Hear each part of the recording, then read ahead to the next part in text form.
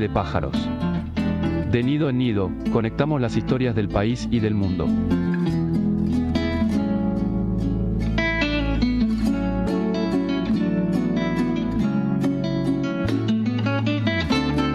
Aterrizajes precisos en tiempos de turbulencias.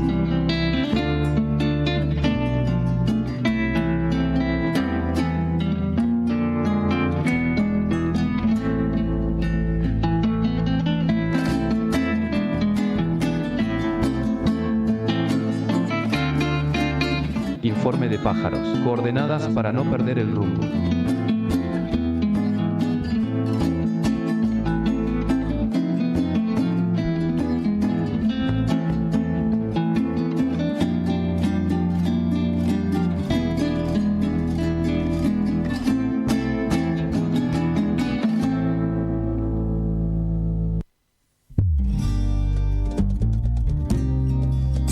¿Qué tal? ¿Cómo les va? Buenas noches, buenos días, buenas tardes, aquellos que se enganchan en otro momento al que estamos transitando justo ahora en este lapso temporoespacial, cuando es un martes y es 12 de mayo y es la hora 20:06 en toda la República Argentina. Comienza el episodio número 30 de Informe de Pájaros, capítulo número 30 en la segunda temporada aquí en Radio Con Aguante. Y hoy venimos de calle, venimos de caminata, venimos de hacer, como la historia argentina nos tiene acostumbrados, una página más en el lugar donde se escribe realmente la historia de los pueblos, que es en la calle, que es en las plazas. En este caso, nosotros en Buenos Aires, pero sabemos de esta multiplicidad de actividades que hubo a lo largo y a lo ancho de toda la República Argentina, con respecto a lo que se conoce como la marcha universitaria, la cuarta marcha federal universitaria. 2 en el 2024, una el año pasado y ahora en 2026 la situación es conocida. En un rato, por supuesto, nos vamos a meter con los detalles del por qué esta cuarta marcha. Pero la primera impresión es la que traemos. Solana López, buenas noches, ¿cómo estás? Muy buenas noches. La que traemos de hace un rato, de la calle de la Plaza de Mayo, ¿no? Recién venidos de Plaza de Mayo. La verdad que se ha visto nuevamente una pluralidad de participación, tanto de organizaciones políticas, gremiales, de trabajadores y trabajadoras de las universidades, y también gremiales estudiantiles, y una cantidad de personas que se acercan con sus familias y que se sienten convocadas para defender a la universidad pública, que fue muy claro, me parece, estuvo en los discursos, de cuál es el alcance, no solamente en el desarrollo científico-tecnológico, de lo que significa la universidad pública, sino también el alcance de la vida cotidiana. ¿Cuántos profesionales hoy son fundamentales para que nuestro país funcione todos los días? Los números son claros, hay también un contexto que tiene que ver con el incumplimiento, a esta altura uno puede decir consuetudinario, ¿no? Un incumplimiento de raíz que tiene el gobierno de Javier Milei y su equipo gubernamental para con cuanta normativa e inclusive mandato constitucional hay en la Argentina. El financiamiento universitario se votó 5 veces en el Congreso. Hubo voto, veto, decíamos la semana pasada, parece un juego de palabras, pero fue básicamente la secuencia. Y hoy el intento de judicialización, hoy en estas semanas, el intento de judicialización, también lo venimos contando, con la idea de llevar a la Corte como recurso extraordinario algo que el Poder Judicial ya le dijo en una cautelar: señores, tienen que cumplir, hay una ley del Congreso, hay un mandato y tienen que cumplir. Los números son escalofriantes cuando uno entra a diseccionar, a poner la lupa sobre los ajustes concretos en términos de salarios, en términos de cantidad de docentes que se han ido, lo estoy diciendo de manera aleatoria, en términos de la infraestructura y los no giros de fondos, concretamente en el caso de los hospitales universitarios, lo contábamos la semana pasada con una conferencia de prensa, fue el martes pasado, que anticipa de alguna manera el clima de esta marcha, una conferencia de prensa inédita de los directores de los hospitales universitarios de la Argentina, que tienen una tarea enorme, ciclopia, hay que decirlo. no solamente en la atención, sino fundamentalmente en la formación. Digo, hablar del hospital de clínicas, para tomar uno de los hospitales universitarios, no es el único de la UBA y tampoco es el único de las universidades nacionales, es hablar de una institución señera, una institución ejemplo en América Latina. Digo, estamos hablando de ese nivel. Bueno, eso es lo que está en riesgo en la Argentina. En lo que va del año no se le han girado fondos para infraestructura y para mantenimiento a ningún hospital universitario. Se habla de unos 80.000 millones de pesos. Esto ha generado un debate que inclusive ha llegado al término casi del barro de las redes, ¿no? Porque sale por un lado el subsecretario de Políticas Universitarias. En un ratito vamos a compartir ese video completo, digo, para tener también la mirada sobre lo que estamos hablando, el video que termina de presentar ayer el gobierno en un acto claramente provocatorio, al igual que los recortes que se anunciaron ayer, porque hasta última hora previa a la marcha el gobierno sigue eso con me la provocación. Me parece importante que lo destaquemos, porque la primera respuesta que da el gobierno nacional es ajustar aún más, es un mayor recorte de millones estamos hablando, ¿no? Que significa ya para la fecha de hoy las universidades, en muchos casos, sueldos que ni siquiera puede afrontar, de trabajadores que sostienen a diario las universidades, líneas de investigación que no se pueden sostener, a veces hasta pensar si se puede prender y apagar la luz en una universidad. Sí, yo creo que el gobierno jugó hasta ahora, por eso el escenario de la marcha de hoy va a dar mucho debate en términos de la cantidad de personas que se movilizaron o nos movilizamos, en este caso de este equipo, los dos pasamos por allí, de las implicancias del día después. Digo, las próximas horas van a ser claves en términos de, bueno, ¿qué queda después de la movilización? Porque a la misma hora que estaba la movilización, se vuelve a reunir la mesa política. El gobierno está empecinado en ocupar el centro de la agenda con una iniciativa que no logra enhebrar, encadenar en términos medianamente lógicos, porque el gobierno no tiene nada para decir a esta altura. No lo tiene para decir en términos de la política universitaria. Por eso destacamos y vamos a compartir el video completo, los 2 minutos y pico que habla para las redes Alejandro Álvarez, el subsecretario de Políticas Universitarias, con una cantidad de falsedades. Bueno, ahí en un ratito lo vamos a compartir.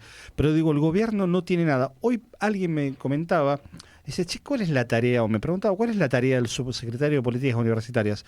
Si la única que se le conoce hasta ahora es la idea de denunciar lo que está mal en las universidades, de amenazar con auditorías que existen, de pedir rendiciones de cuentas, de prepotear, de provocar. ¿Qué hay? A ver, porque ni siquiera hay un modelo alternativo. Es decir, bueno, mira, llegó un gobierno, la sociedad votó a un gobierno que hay que decir, aunque a esta altura parece un consuelo de tontos, prometió lo que finalmente está haciendo. Bueno, por lo menos tienen un plan que te diga, mira, vamos a ir a un sistema de vouchers, que Milei había mencionado en la campaña. Nada, no hay una sola propuesta. No, el plan es la destrucción. Me parece que ese es el si hay un objetivo político es la destrucción. Lo conversábamos en su momento cuando entrevistamos también a Lucas, militante del movimiento universitario de izquierda, que lo que él planteaba es que atrás de esto una de las mayores preocupaciones la de financiación de las universidades tiene que ver con el cierre, ¿no?, de las universidades, es decir, que de alguna manera las vaya asfixiando de tal forma de que no se puedan sostener. Sobre todo aquellas universidades que en el interior del interior dan oportunidades, quizás las más grandes se pueden sostener, pero hay universidades más pequeñas y que están en ciudades del interior y que le dan una dinámica y una vida social en la producción, en el desarrollo, fundamental, porque no solamente tiene que ver con algo que quizás es un poco un caballito de batalla, que se habla del ascenso social, ¿no? Con el cual, por supuesto, uno apela, digamos, al ascenso social. Entendemos que el ascenso social va acompañado de muchos otros aspectos que tienen que ver también con el crecimiento económico y la distribución de la riqueza. Pero además de eso, la instalación de universidades en distintos lugares del país permite un desarrollo de un proyecto regional productivo que después además amplía las posibilidades de empleo para muchos de los habitantes de esos lugares. Es decir, el cierre o el achicamiento de las posibilidades del acceso a la universidad es no solamente para el sector que logra acceder a las universidades, sino todo lo que alrededor de eso se puede dinamizar. Política de arraigo, ¿no? En Así definitiva, es. ser un país que tiene una fuerte tendencia a la centralización en las grandes urbes, fundamentalmente en Buenos Aires y su conjunto que lo rodea, el famoso AMBA, bueno, difícilmente pueda revertirse si vos no tenés una política integral que haga que las personas tengan opciones para quedarse en los lugares si así lo desean. Porque además esas universidades, por ahí conocemos las más grandes, conocemos la UBA, la de La Plata, o la Universidad de Córdoba, la de Rosario, pero después hay otras universidades, como muchas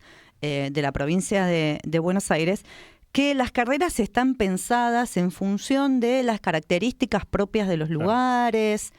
Yo que vengo de mi ciudad de Río Cuarto, allí una de las carreras fundamentales es agronomía y veterinaria, porque es una zona de campo. Entonces, y hay que decir que lo contábamos la semana pasada, creo la anterior, es un dato conocido, obviamente, que todas las provincias de la Argentina, los 24 distritos, tienen al menos una universidad nacional. Así es. Esto es algo que no pasa en todos los países del mundo. Pero no pasa, pero en serio, yo me animaría a decir que debe haber un puñado, si es que lo hay, de países en el mundo, tarea para la semana que viene, nos fijamos como autotarea, que tengan en cada uno de sus distritos inferiores, provincias, regiones o comunidades, una universidad pública. La Argentina lo tiene.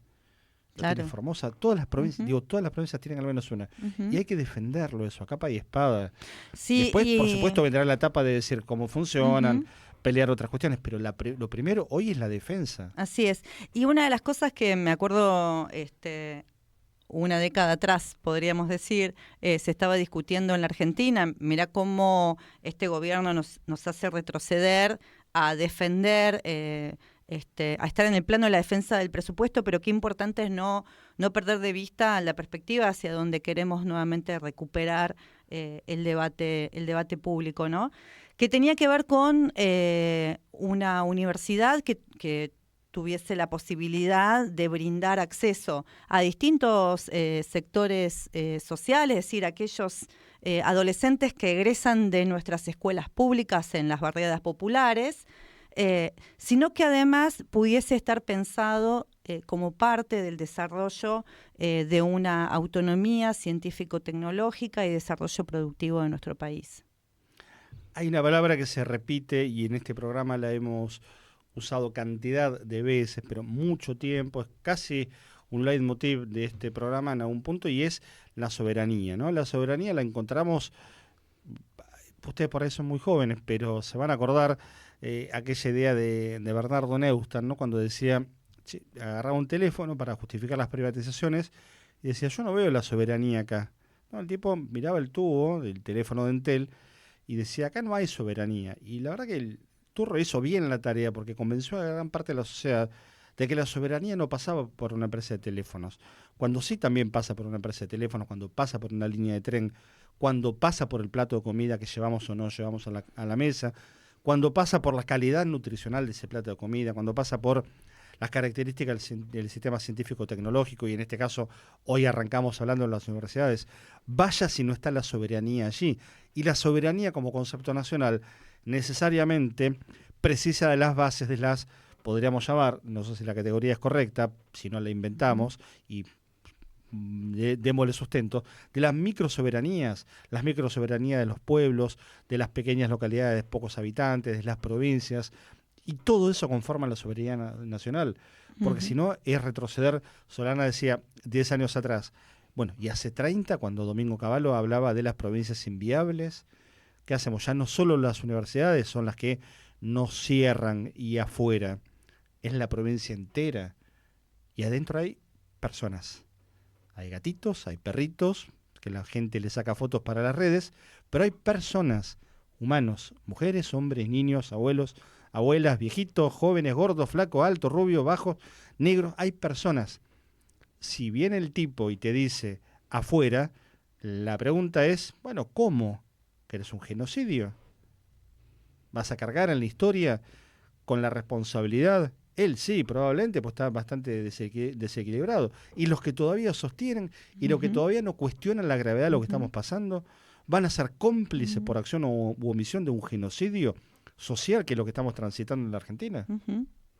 Sí, sí, sí, sí. Metía hasta los perritos gatitos ahí. Sí, sí, sí, sí. No, y me parece importante meternos también en otro debate que muchas veces se soslaya, porque bueno, se intenta de alguna manera ganar aliados, aliadas dentro de esta lucha, pero que sí me parece importante, que es cuál es el valor en las universidades públicas, el valor de cómo se construye el contenido, en contraposición de las universidades privadas. Que las universidades privadas, las decisiones de su contenido está en función de la empresa, los empresarios que, bueno, levantan una universidad con determinadas carreras y se manejan con el marketing y, bueno, a ver qué es lo que...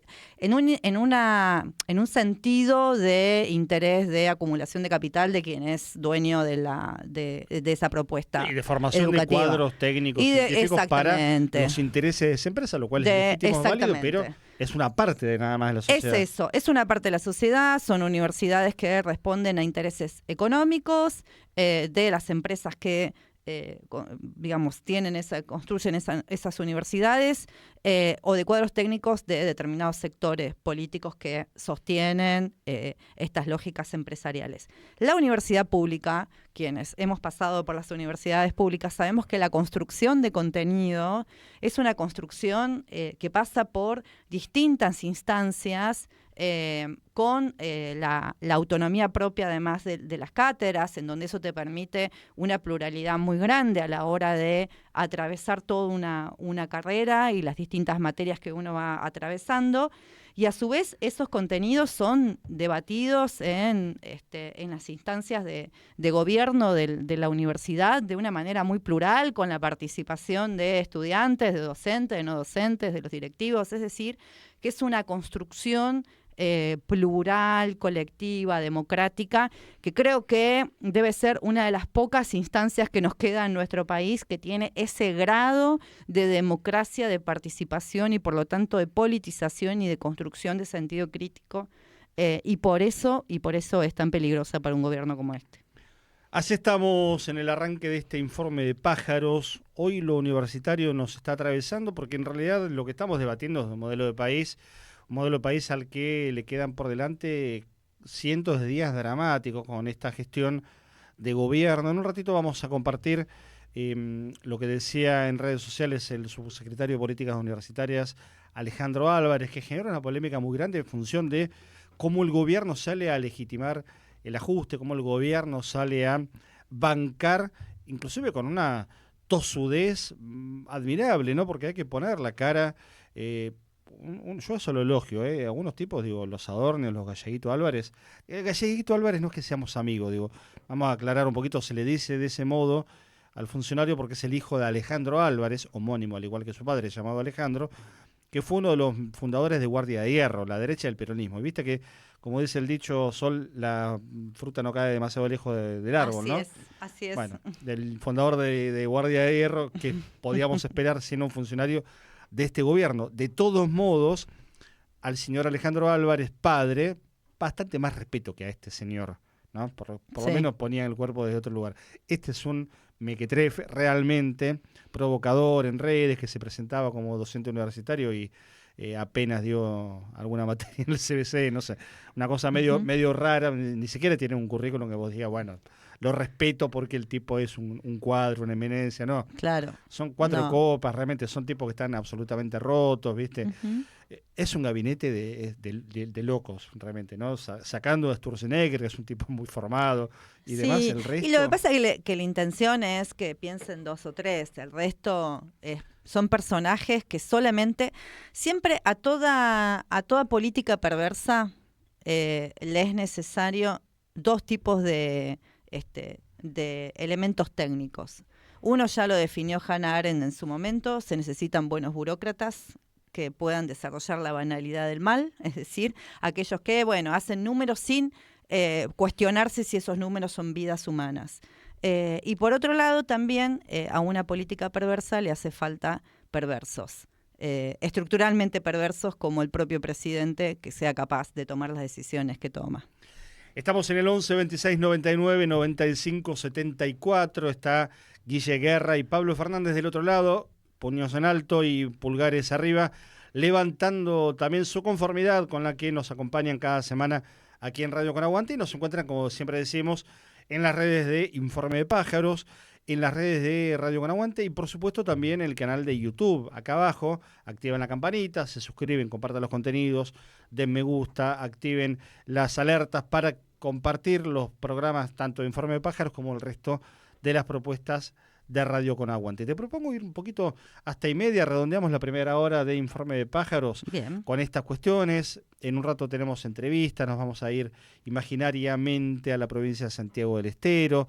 Vamos a viajar probablemente a Venezuela, anticipo, ahí está nuestra compañera Luana Haidt, y después vamos a retomar también el paso informativo con lo que deja esta jornada de 12 de mayo de la movilización universitaria en todo el país, hay que decirlo también, ¿no? Porque nosotros tenemos una mirada muy porteñocéntrica y hay que decir que... Serás vos el que tiene la mirada porteñocéntrica, perdón. Tenés la cuota del mal llamado interior y tenés que cumplir, ¿no? Yo soy del corazón del país. ¿Dónde está el corazón del país?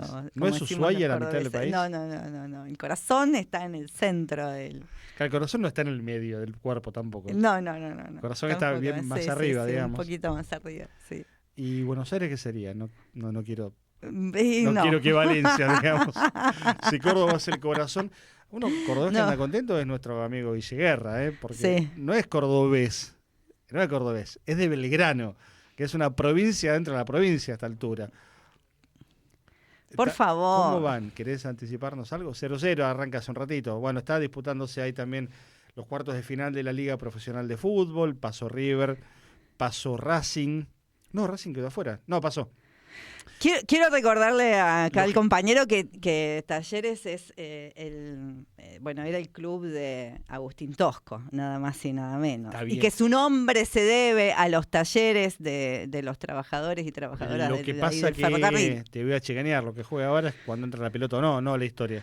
Bueno, pero viste que esto es un sentimiento. A Tosco en 2 semanas lo vamos a recordar el día del Cordobazo y demás. Esto es un sentimiento. Pero lo que vale ahora es que entre la pelota. Bueno, ahí está el tipo con un ojo también en la Liga Profesional de Fútbol que tiene sus cuartos de final con 2 grandes nada más y Belgrano también participando, queriendo meterse en la historia grande del fútbol argentino. Pasó River, pasó Racing, Rosario Central, Huracán Argentinos, Belgrano y Unión que están jugando en este momento. Entre ellos saldrá el campeón. La otra, ya que estamos en modo futbolero, empieza el Mundial en un mes, menos de un mes. Sí, ¿cuánto clima hay de Mundial? Qué clima loco ¿no? Para nada. Ya de por sí genera un poco de confusión dónde juega uno, dónde juega otro, ¿no? Es la primera vez que va a estar repartido de esta manera. 3 países, claro. Claro, exactamente. Esta es la primera vez. Siempre uno se imagina un solo país. Tuvimos 2 países hasta ahora. Una vez que fue Corea-Japón. 2002 nos fue para el demonio. Nos volvimos para la ronda. Era la época que había que levantarse a las 2 de la mañana para ver los partidos y pasarla mal. Claro. Bueno, ahora son 3 países y en un horario que creo que también va a ser medio Sí, porque tenés algunos nocturno. Partidos que son 3-4 horas menos que nosotros, 5-4 horas. Primero hay que ver que Trump nos siga jugando la guerra en el mundo y nos deje llegar en paz al Mundial, que tampoco sabemos si eso va a ser así. No hay muchas garantías. Ese es un primer paso. Segundo, dividido en 3 países. Tercero, en un horario extraño. Y ¿no? cuarto, que el clima en la Argentina no da ni para festejar nada. Nada. No hay guita ni para las figuritas, claro. No hay guita para el Mundial, para la banderita, para la... ¿Y dónde lo vamos a ver? Y te va a dar bronca. ¿Podremos tomarnos un café? ¿Llegaremos a poder pagarnos un cafecito y compartir con los vecinos ahí en un bar? Yo creo que no sé. Bueno, esa es la inquietud también. La televisión pública no lo da el Mundial. Claro. Es una cosa demencial. Digo, esto en otro momento en la Argentina sería un escándalo. Pasan tantas cosas que nos pasa casi desapercibido. No da el partido. De hecho, le compró a DirecTV algunos partidos, pero la televisión pública los va a pasar sin poder vender publicidad. O sea, van a perder plata. Así es. Van Así que la mayoría, no sé, tendremos que juntar moneditas para pagar el cafecito. ¿A qué hora va a ser? ¿12 de la noche? ¿1 de la mañana? Ni cuándo empiezan. Ahí ya está el calendario, todo. Bueno, 20 y pico de junio, 6 de junio, no sé qué días son los partidos. Falta un mes. Hay una lista de 55 que puso Scaloni. Obviamente está Lionel Messi. Uno supone que será el último mundial del tipo. Va a cumplir 39 años en pleno mundial. Con lo cual, en pleno mundial, ojalá en pleno mundial porque él cumple el 24 de junio. Si lo cumple en pleno mundial, pues la Argentina está avanzando. Claro. Es un mundial más largo, 48 equipos, van a ser 8 partidos para que llegue a la final o a la semifinal, digamos, con lo cual ahí tenés una expectativa linda también. Y habrá que ver porque ya abrieron con el paraguas que la Argentina viene un escalón por debajo de España y demás. Bueno, veremos. Mejor ir de punto y no de banca y que sea lo que Dios quiera. Sí. Pero clima de mundial, lo que se dice clima de mundial, no hay. No vi a nadie todavía pintadito con la cara, no vi a nadie con la bandera, la remera, que no sé ni cuánto cuesta. Así que así estamos en la Argentina de Javier Milei, al que le quedan todavía 1 año y medio de gobierno, y seguimos haciendo la cuenta. El otro día me equivoqué, dije 580 días, no era un poco menos para votar, 549, así que hoy son 542. Hoy hubo un discurso interesante de una compañera de CONADU que dijo, bueno, veamos si tiene que seguir o no, que el pueblo, por ahí puede llegar el pueblo a decidir antes. Antes de octubre Antes de octubre, exactamente. Bueno, hasta ahora el pueblo, cuando decidió antes, fue en un solo lugar, que fue lo que arrancamos este programa, en la calle. Así es. 20:30, vamos, venimos y nos metemos con la primera nota de este informe de pájaros, martes 12 de mayo, aquí en vivo en Radio Con Aguante, hasta las 10 de la noche, como cada semana. Radio Con Aguante. A la bronca. Hace la radio.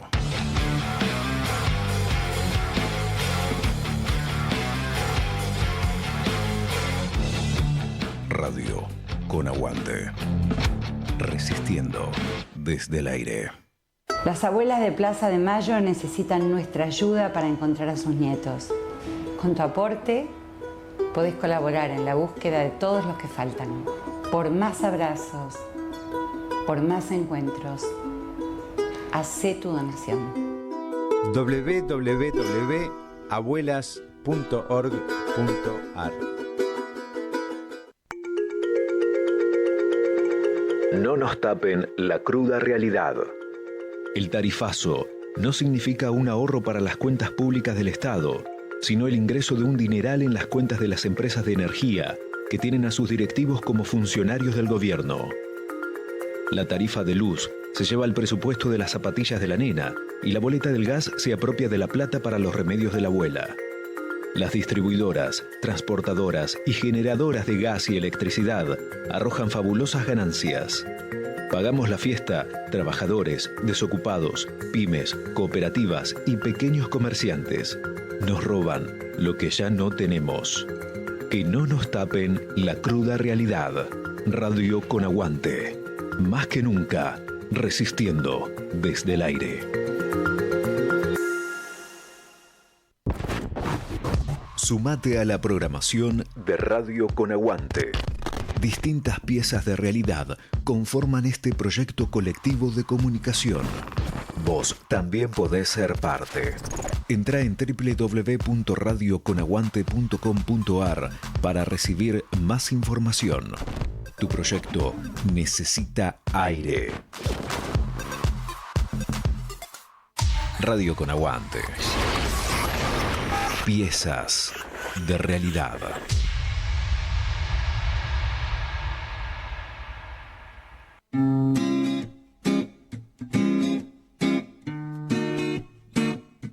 Volamos lejos para entender lo que pasa cerca.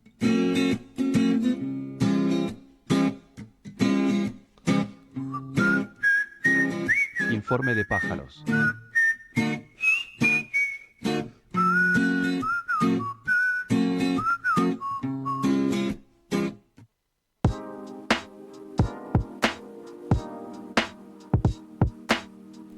...20:34 en la noche en la República Argentina y decíamos que íbamos a viajar imaginariamente a la provincia de Santiago del Estero porque Sol, en estos días hubo un hecho que conmocionó, que puso en debate algo que la Argentina tenía en principio superado a partir de la aprobación en diciembre de 2020 de la Ley de Interrupción Voluntaria del Embarazo y que a partir de una noticia en particular vuelve a debatirse con qué peligro. Así es, porque se trató de una niña, y por supuesto se preserva la identidad de la niña, que en su momento quedó embarazada, producto de una situación de ASI, de abuso sexual infantil, y que, no se conseguía dónde poder practicar la IVE, que además de una IVE, es una ILE, ¿no? Porque estamos hablando que no solamente es una interrupción voluntaria del embarazo, sino que es una interrupción legal, que es la otra instancia en la cual, frente a una situación de violación, y más tratándose de una menor de edad, está con todas las garantías para que se interrumpa ese embarazo. Y eso estaba contemplado antes. Estaba contemplado antes de no me acuerdo cuándo fue, pero creo que fue comienzo del 1900, fue el comienzo de la primer ley del aborto legal en Argentina, que nunca fue absolutamente prohibido, sino que tenía 3 causales, una de ellas tenía que ver con violación. Y sin embargo, a pesar de eso, hoy ya se muestra cómo en muchas localidades del interior y en provincias que son extremadamente conservadoras, como el caso de Santiago del Estero, ya esto se empieza a prohibir, y esto lleva a que empiece un largo recorrido y peregrinación que va alargando, mientras tanto, la gestación, y por lo tanto la intervención médica pone en peligro la vida de la gestante. Cecilia Campos es docente, secretaria de Política del Partido Comunista de Santiago del Estero. Nos está escuchando del otro lado, acá de este lado del micrófono, Solana López y Pablo Mercado. Te saludamos, Cecilia. Y la pregunta es, a partir de esto que estaba presentando Sol, ¿cuánto del marco de época está influyendo para que esto tenga también la relevancia de la que estamos hablando? ¿Cómo estás? Buenas noches. Buenas noches a todos y a todas. Un cálido saludo desde Santiago. Gracias. Bueno, ahí hacía Sol la intro del tema, y queríamos ver también qué mirada nos puedes aportar y cómo se está atravesando también este debate, ¿no? Sí, nosotras creemos como feministas aquí en Santiago del Estero que la aprobación de la ley no es suficiente como para que se asegure el derecho a una IVE o a una ILE. Y bueno, tenemos que sostener el cumplimiento de esta ley para que se garantice este derecho, ¿no?, a decidir.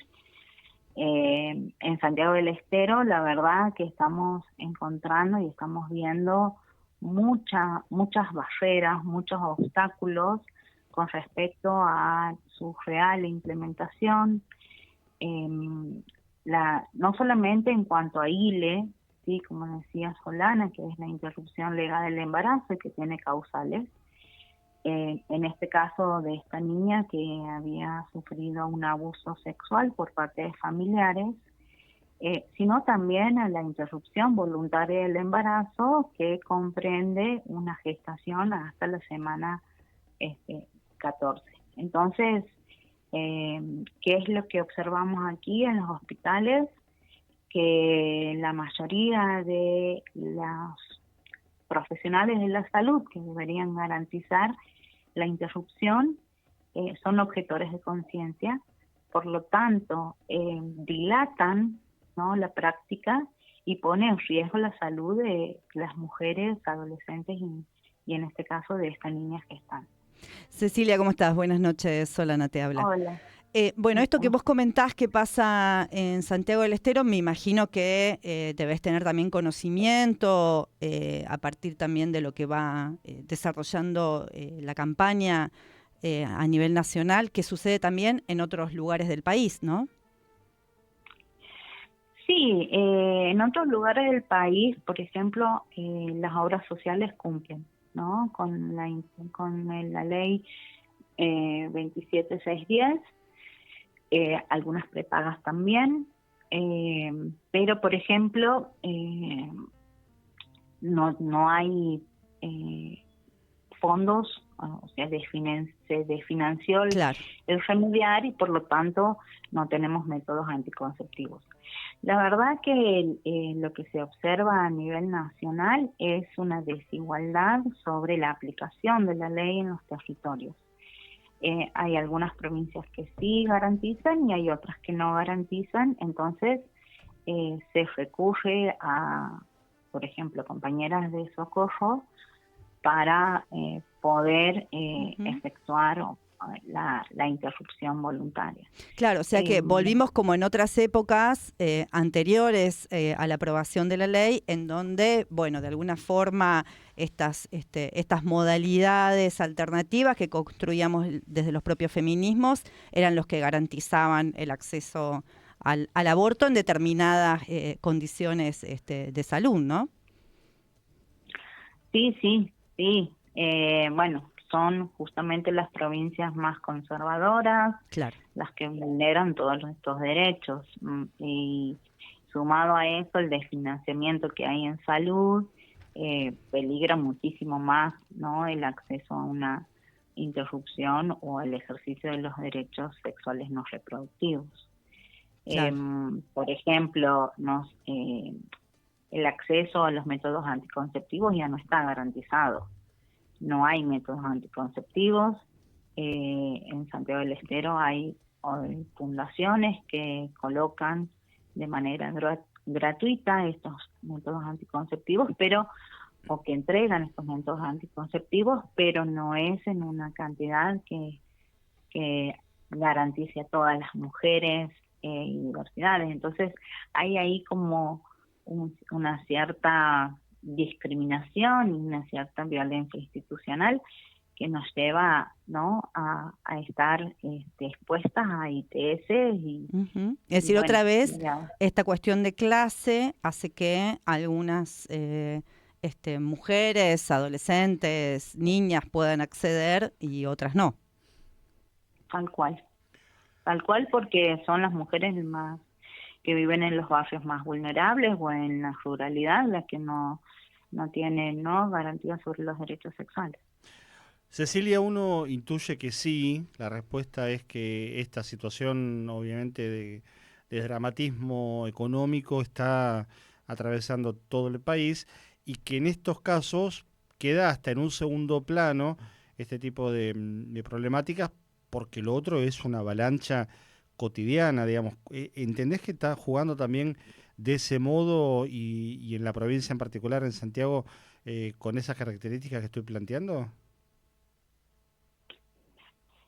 Sí, la verdad que creo que cuando nosotras hablamos, ¿no?, de nuestros derechos sexuales y derechos no reproductivos, tenemos que hablar sobre nuestro derecho a decidir. Eso es lo que nos están coartando, y también sobre nuestra dignidad, porque maternar tiene que ser una decisión consciente y una decisión sostenida, y en estos casos donde hay una vulneración económica no lo puede sobrellevar. Hay, no sé, casos de, por ejemplo, mujeres que sí desean, pero se quedan sin trabajo, y eso de cierta manera las guía a interrumpir porque no pueden sostener un embarazo y mucho menos maternar, ¿no?, niños o niñas que resulten de esa gestación. Es muy complicado, no sé si de entender, pero creo que se subestima mucho qué es lo que pasamos nosotras con nuestro cuerpo y cómo necesitamos que se nos respete nuestra autonomía, nuestro derecho a decidir. Y no lo están haciendo, y esta subestimación ha llevado en los últimos tiempos a que nosotras recibamos muchas consultas sobre interrupción voluntaria, porque no llegan los métodos anticonceptivos, porque no hay información, porque realmente la salud está tan desfinanciada y ni siquiera hay algodón. Claro. Imagínate que métodos anticonceptivos menos. Entonces, se exponen a relaciones sin cuidado y de estas surge un embarazo no deseado o no intencional, como decimos nosotros. Sí, perdóname, ahí sí. Te paso a Solana de nuevo, y un dato más que te agrego, perdóname, es la falta de campañas de información pública. Uh-huh. Digo, en la oleada de no hay más pauta pública, no hay más pauta oficial, volaron las campañas de información vinculadas al tema de salud también. Claro, porque el tema de financiamiento, de la salud no tiene que ver solamente con que lleguen insumos a los hospitales. También tiene que ver con que haya un presupuesto para que los médicos o las obstétricas o los agentes sanitarios puedan recorrer el territorio, ¿no? Y brindar la información correcta, científica, para que podamos tomar nuestras decisiones de manera responsable. Y eso es lo que no ocurre. No, Ceci, tampoco hay médicos en la ruralidad, no se los designa. Entonces, queda una población abandonadas por este Estado que no tiene presupuesto. claro, ahí nuevamente la cuestión de clase de la que hablábamos. Y se me ocurre también pensar que vos sos docente, estos sectores que al mismo tiempo que se oponen a la IBE y que ponen obstáculos y demás, también son los mismos que están queriendo poner palos en la rueda en relación a la ESI, ¿no? A la educación sexual integral en las escuelas. Tal cual. Santiago del Estero se caracteriza por ser una sociedad bastante conservadora, bastante religiosa, que, bueno, para nosotros no está mal, cada uno ejerce su espiritualidad como mejor le parece, pero ese ejercicio no debería coartar derechos. Y yo enseño en la ruralidad, estoy a 90 kilómetros de la ciudad capital, en una escuela, en donde teníamos que implementar ESI, y antes del macrismo, teníamos que implementar ESI, y se presenta una reunión con los papás y las mamás para comunicar esto, que vamos a implementar ESI, y papás y mamás no nos daban la autorización. Entonces, ahí no necesitamos autorización, nosotros somos empleadas del Estado como docentes, y nuestro deber es hacer cumplir la ley, en este caso la educación sexual integral. La verdad es que lo que uno chequeaba hace unos años atrás es un estado total de desinformación, sobre todo en niños y niñas, ¿no?, que vienen de la primaria, de escuelas que son religiosas, católicas o evangélicas, sobre primero lo biológico, que es cómo está constituido su genitalidad o cómo es, ¿no?, la madurez genital. Claro. Entonces hace que empiecen a haber muchos mitos sostenidos y que no son buenos, porque eso les lleva a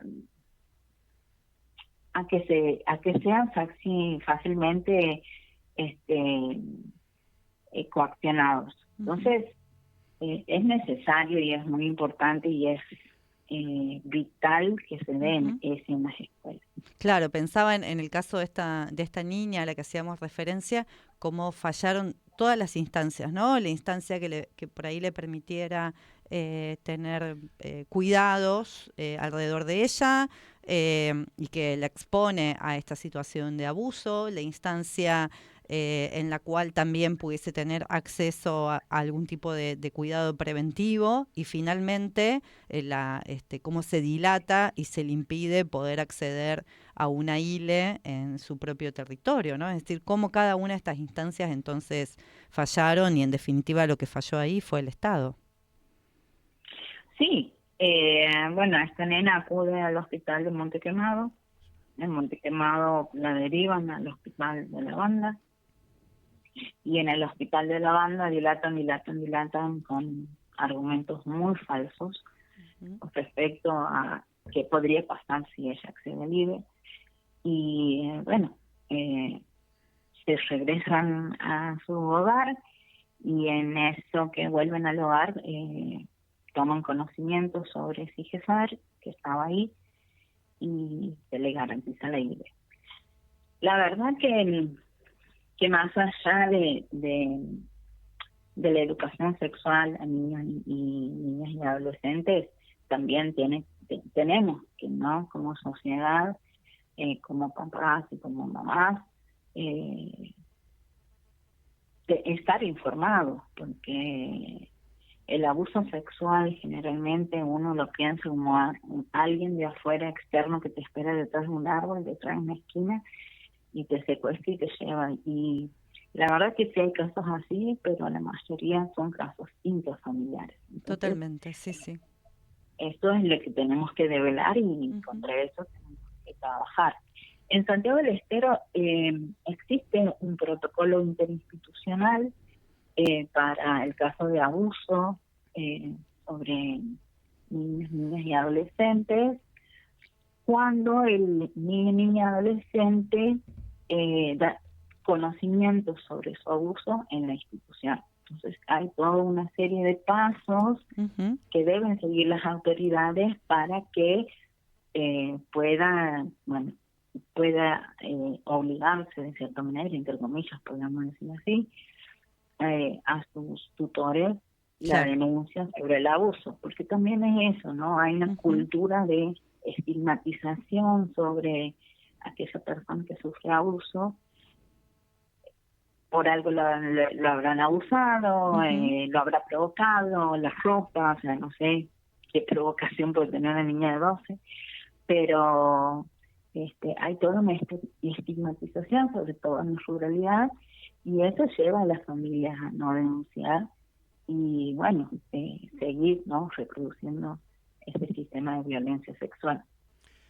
Cecilia, te agradecemos muchísimo este rato que te has tomado para charlar con nosotros. Dejamos la ventana abierta del programa para seguir conversando, también para enterarnos de primera mano cómo están en la provincia, allí en Santiago del Estero, pero hoy nos has dejado un panorama esclarecedor y además con mucho dato y con mucha idea para pensar este tema tan delicado que por supuesto forma parte de la problemática cotidiana. Así que te mandamos un abrazo enorme y gracias por el contacto. No, muchísimas gracias a ustedes por la invitación y sí, estoy a disposición para lo que ustedes necesiten. El panorama parece feo, pero la verdad que bueno, tenemos que también, ¿no?, visibilizar todo lo que sufrimos, sobre todo las mujeres y diversidad. Y por otra parte, entre nosotros, como si nadie escuchara, ¿quién dijo que no vamos a salir de esta también? Hemos salido de tantas. Sí. Hemos conseguido una ley. ¿Por qué no? Así que nosotros estamos preparadas para seguir luchando y poniendo el cuerpo hasta que todas y todos tengan los derechos garantizados. Cecilia, gracias. Abrazo grande y buenas noches.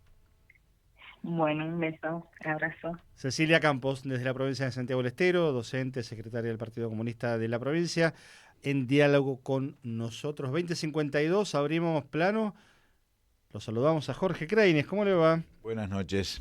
¿Bien? Todo bien, sí. ¿Anduvo marchando hoy? Hoy no pude marchar por un turno médico, pero me alegró mucho ver tanta gente. Que pese al frío, nos convocamos un montón. Hoy no hizo frío. Cuenten un poquito Hoy no los que hizo pudieron frío. ir. Fuimos. Sí. Ahora en un ratito vamos a abrir otra vez capítulo universitario y si no lo viste, quédate porque vas a escuchar lo que dijo el galleguito Álvarez, el hijo del gallego. Al viejo lo conocés, el de Guardia de Hierro. Bueno, sí, lo conozco, sí. Este es el hijo, lo que demuestra que a veces las fotocopias de padre e hijo no salen de la mejor manera. Este es el hijo que salió medio torcido. Bueno, está la comunicación, usted dispondrá, Guille, estamos en manos suyas. Acá hay un capitán de barco. Lo único que trata de no ser el capitán del Titanic, nada más, donde ve el iceberg, esquívelo preferentemente hacia la izquierda, porque de otro modo vamos a chocarla toda. El del Titanic, si giraba para la izquierda, vos sabés que no se la ponía. Y por ahí. ¿Vieron la película ustedes? Algo falló, ¿no? ¿Vieron la película Titanic? Sí. Yo la vi hace pocos años, porque siempre hacía el mismo chiste. ¿Para qué voy a ver una película que ya conozco el final? La de DiCaprio y de Kate Winslet. Decía, ¿para qué voy a ver una película que ya conozco el final? ¿Viste? Bueno, pero entre medio aparece todo lo jugoso. Sí, pero ¿sabes en qué año la vi la película? ¿En qué año? 2019. ¡No! La película es del 96. Vos sabés que 97. fue una de las películas, bueno, era una época en que no existía, ni siquiera existía YouTube, yo creo, en esa época, claro, ¿no? había cable nada más. Había cable, claro. Sí. Entonces ir al cine Sí, era todo un evento. Sí, pero el día que la dieron yo estaba ocupado.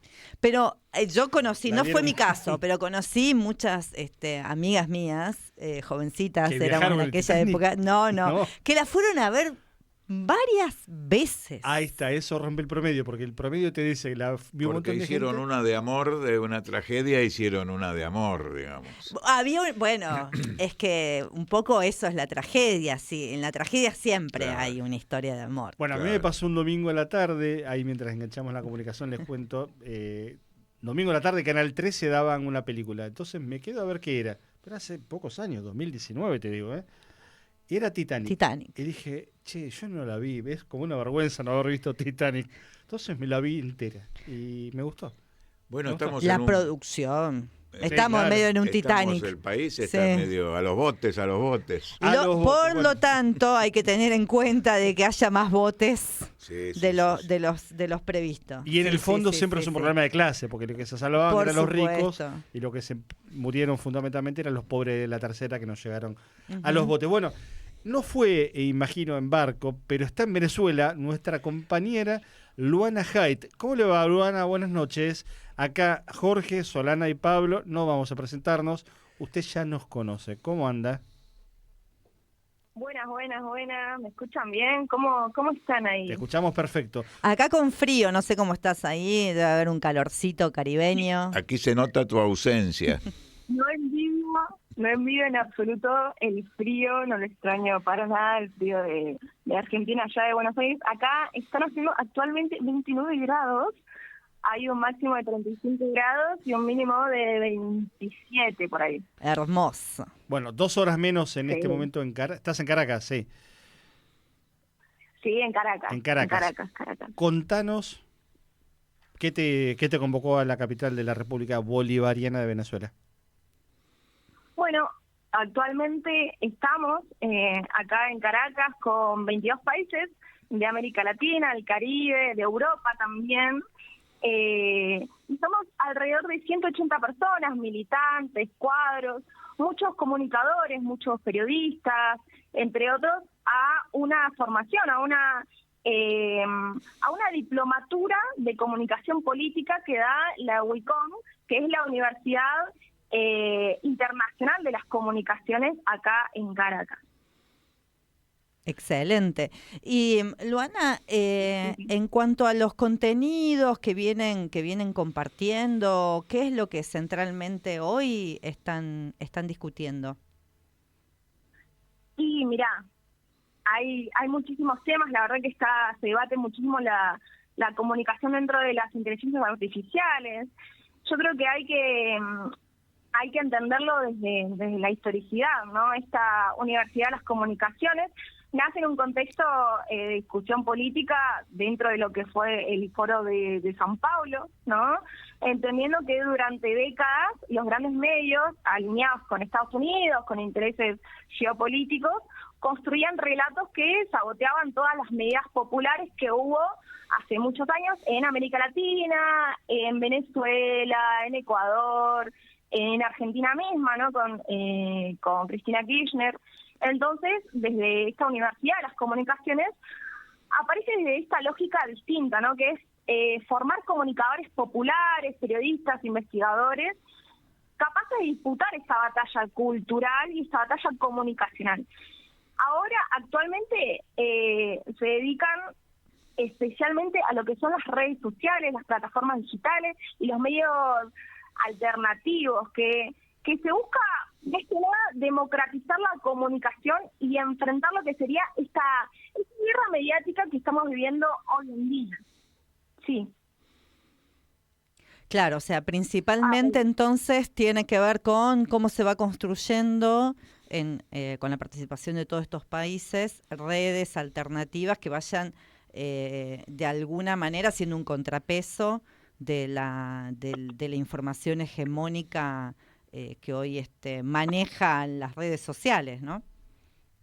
Sí, sin duda. Yo la verdad que pensé, mira, mi objetivo, lo que tenía en la cabeza era que nos iban a formar comunicacionalmente, como en cualquier universidad, pero es más que nada cómo enfrentar esta guerra que va más allá de lo mediático, ¿no?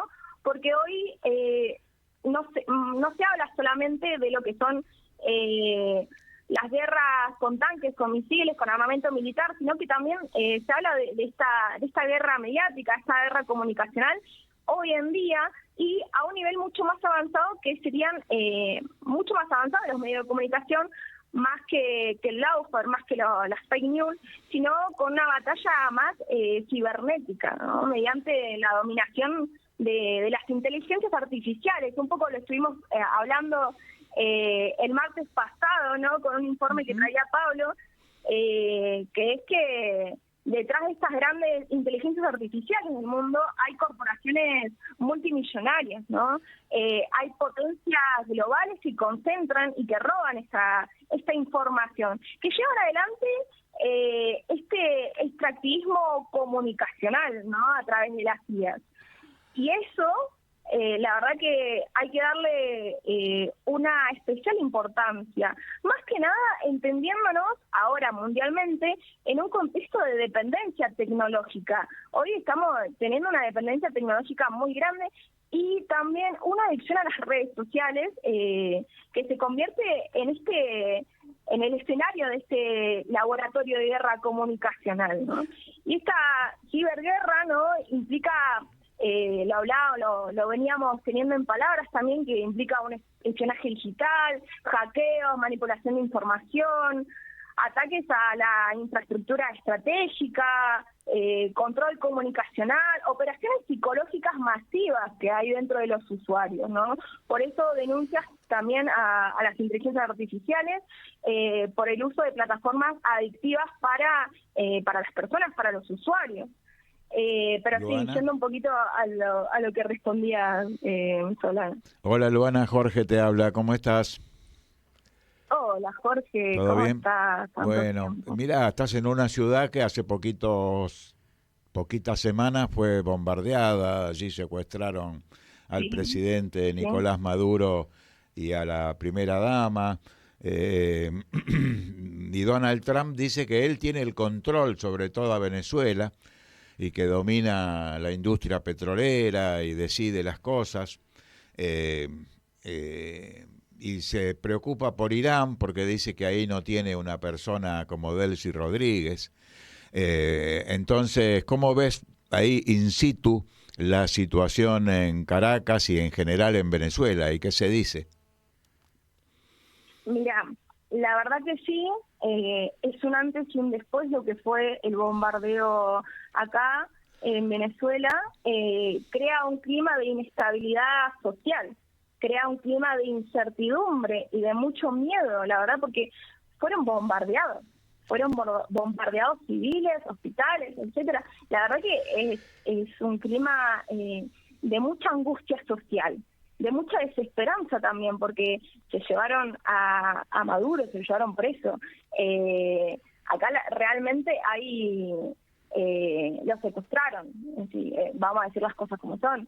Y la verdad que acá genera, dentro de lo que son compañeros militantes, referentes populares, un clima de muchísima angustia social. La verdad que después del bombardeo generó este malestar, y también de no saber qué es lo que ocurre el día de mañana. Es eso.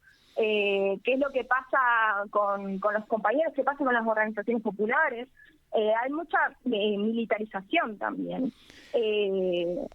Crea la verdad un clima de mucha inestabilidad social. Entonces vale mucho el hecho de que la Universidad Internacional de las Comunicaciones convoque a los comunicadoras de muchos países para dar respuesta, ¿no?, a este tipo de situaciones que se están presentando. ¿Hay otras argentinas en ese curso? Sí, la verdad que estamos llenos de argentinos acá. Somos alrededor de casi 20 compañeros argentinos de distintas organizaciones, de distintos puntos del país, del ancho y lo largo de la Argentina. Hay muchísima voz, hay muchísima presencia de los compañeros argentinos, de distintos medios populares, muchos comunicadores, periodistas, compañeros del Grito del Sur. La verdad que que sí, hay mucho calor de compañeros militantes, de referentes políticos. Y yendo un poquito a lo que mencionaba Jorge, de que por supuesto que no es casual, sino que esta universidad de las comunicaciones nace por eso, ¿no? Después de estos grandes avances que hubo para la población venezolana, ¿no? De Chávez, desde la reforma constituyente, desde las misiones educativas, las misiones que se dedicaban en los barrios a alfabetizar a las poblaciones que a las indígenas, también a las comunidades indígenas. Hubo muchísimos ataques mediáticos, ¿no? A la soberanía alimentaria que se llevó adelante, ¿no? Contra la desnutrición infantil, la jubilación a trabajadores no registrados. Todos esos son delitos que merecen que el país sea bombardeado. Exactamente. Hubo todos estos avances. Voy a dar un dato, que la misión vivienda, ¿no? Me llamó mucho la atención el paralelismo que hay con las casas, los proyectos estos de casas populares que hubo en Jujuy, ¿no? Con Milagro Sala, con los compañeros de la Tupac Amaru.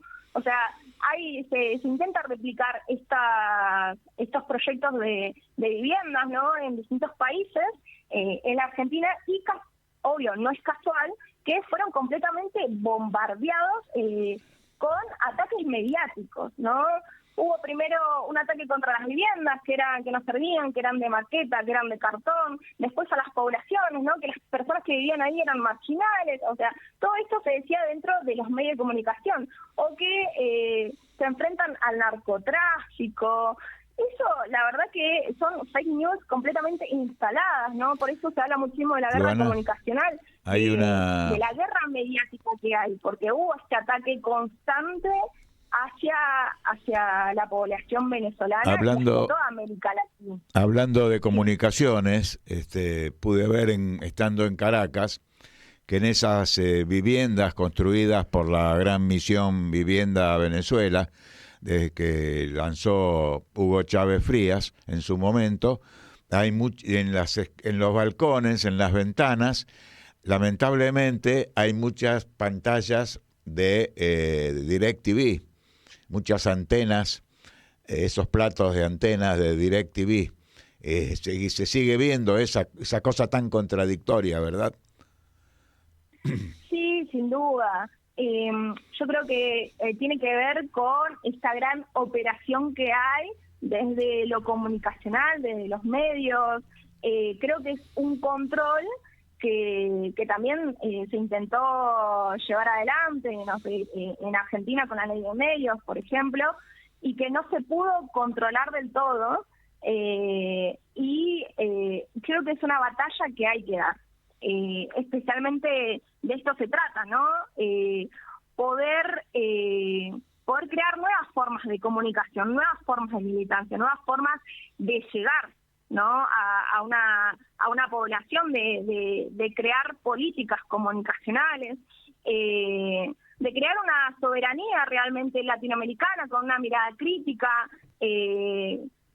frente al poder global que estamos viviendo hoy en día, ¿no?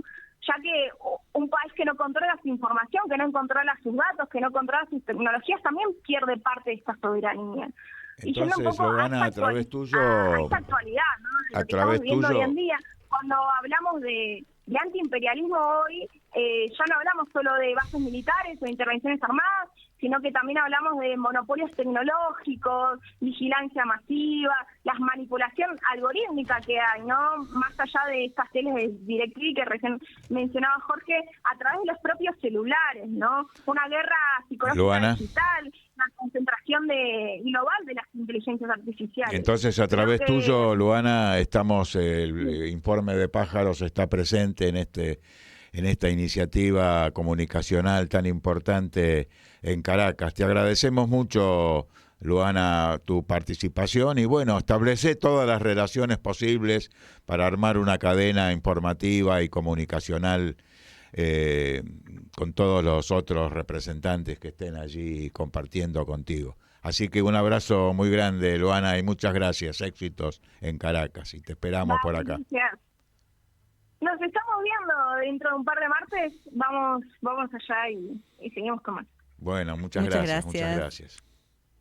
Abrazos enormes.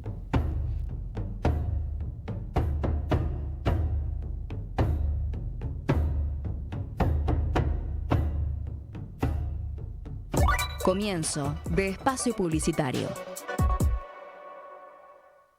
¿Qué estás esperando? Te espera un encuentro único. Te espera tu historia. Afectos, abrazos. Te espera tu identidad. En Abuelas te estamos esperando. 4384-0983 www.abuelas.org.ar. Sumate a la programación de Radio Con Aguante. Distintas piezas de realidad conforman este proyecto colectivo de comunicación. Vos también podés ser parte. Entrá en www.radioconaguante.com.ar para recibir más información. Tu proyecto necesita aire. Radio Con Aguante. Piezas de realidad.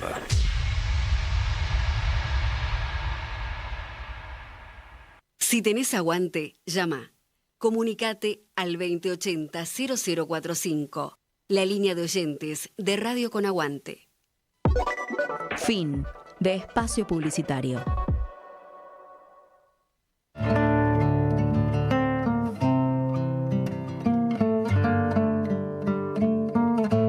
El vuelo de la semana, en Informe de Pájaros.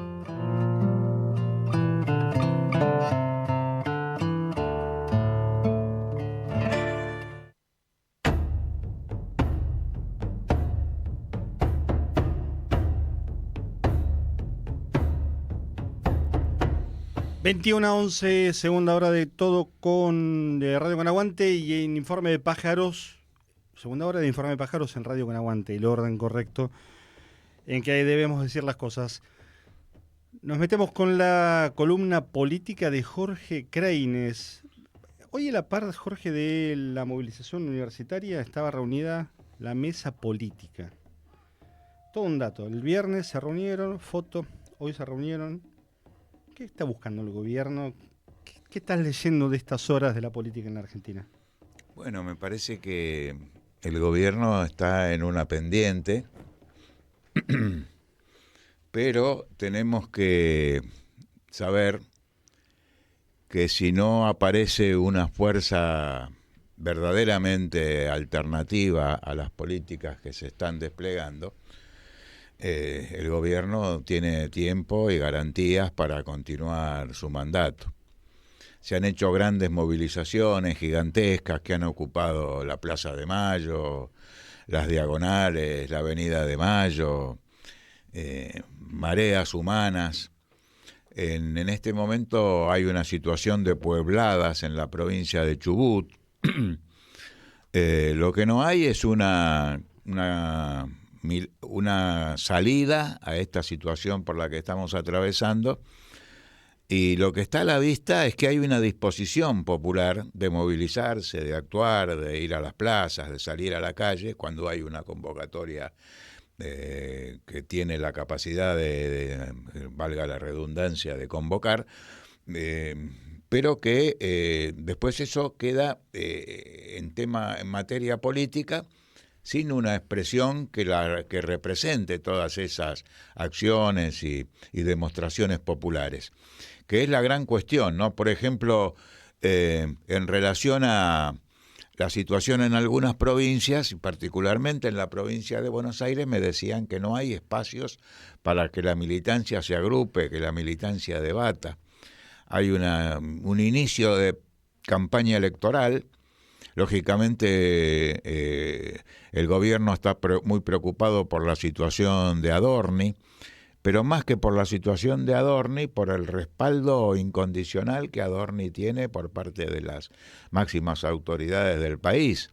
Y entonces las encuestas indican que está cayendo la popularidad de Javier Milei y estamos ante la posibilidad de una situación de descontrol.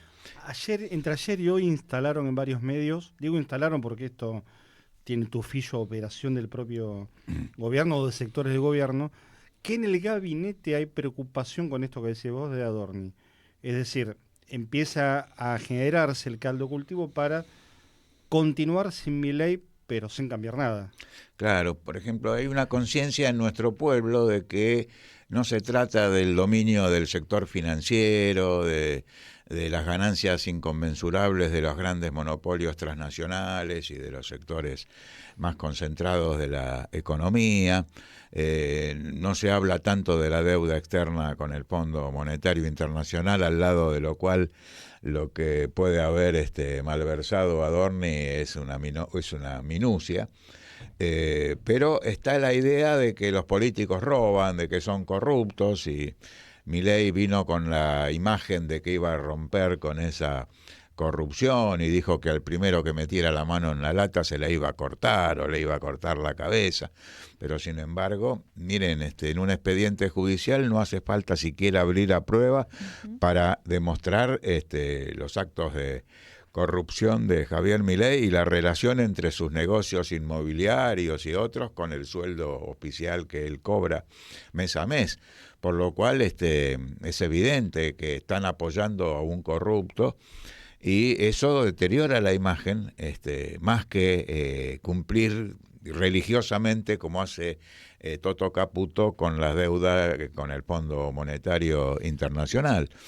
Entonces me parece que en la conciencia social este hecho de que un elemento tan tremendo de corrupción y las asociaciones que aparecen en todo esto, aquel famoso 3% de la secretaria general del gobierno y así sucesivamente han deteriorado la imagen, pero del otro lado es poco lo que aparece y me parece que hay una cuestión clave en este momento que es tratar de agrupar, tratar de convocar a opinar, a debatir.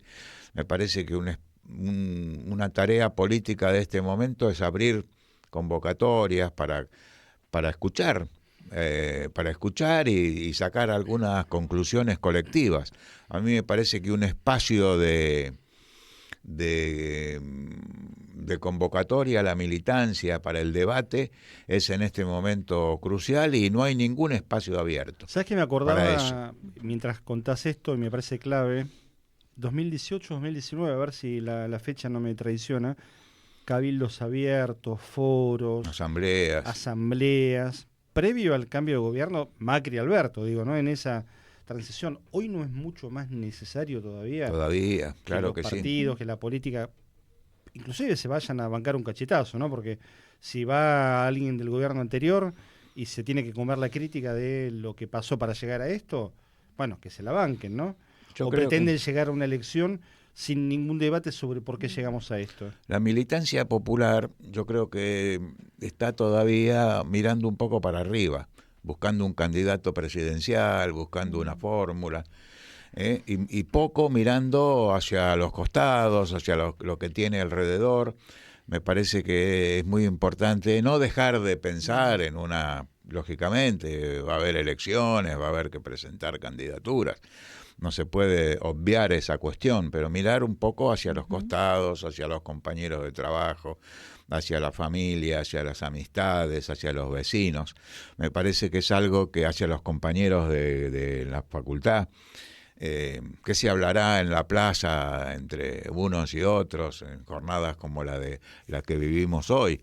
Y entonces me parece que hay que pensar un poco también en esa autoorganización popular, que en una primera fase tal vez tenga que ser de debate, ¿no? De ya tener la solución acordada y presentada.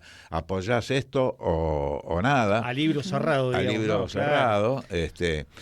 Para colmo, una de las figuras que afortunadamente está apareciendo como un presidenciable, como es Axel Kicillof, Bueno, se fue a entrevistar a Córdoba con el gobernador Yairora y plantear una unidad que incluiría una derecha. De hecho, incluiría una derecha y una derecha retardataria. Claro, planteó como la posibilidad de empezar a tener algún grado de diálogo o de acuerdo.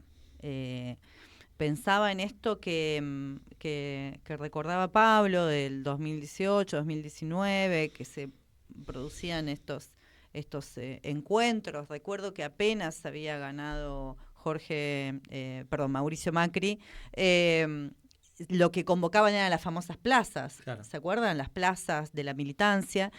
Era otra la actitud también de la conducción política en su momento del peronismo, del kirchnerismo, muy distinta a la actitud política que vemos en la actualidad, en la que, en definitiva, lo que surge es esto: un Axel Kicillof que llega a Córdoba y se sienta a dar una conferencia de prensa y llama al diálogo a un gobernador que ha seguido al pie de la letra la práctica del cordobesismo, que siempre ha buscado de alguna manera acumular por derecha en la política argentina. Así es. Y bueno, uno de los padláteres entre los gobernadores, el gobernador de La Rioja, que por ejemplo hoy fue un día de defensa de la educación pública, al sindicato docente de La Rioja le ha quitado el financiamiento, está ahogando al sindicato docente de La Rioja que dirige Rogelio de Leonardi, y es el que aparece ahí y por lo tanto genera preocupación. Por lo tanto, nadie, o por lo menos el que habla, no está pensando en negarle un eventual apoyo a una candidatura así a priori, pero no se trata solo de apoyar. Ahora, se trata de participar, también de construir una democracia participativa.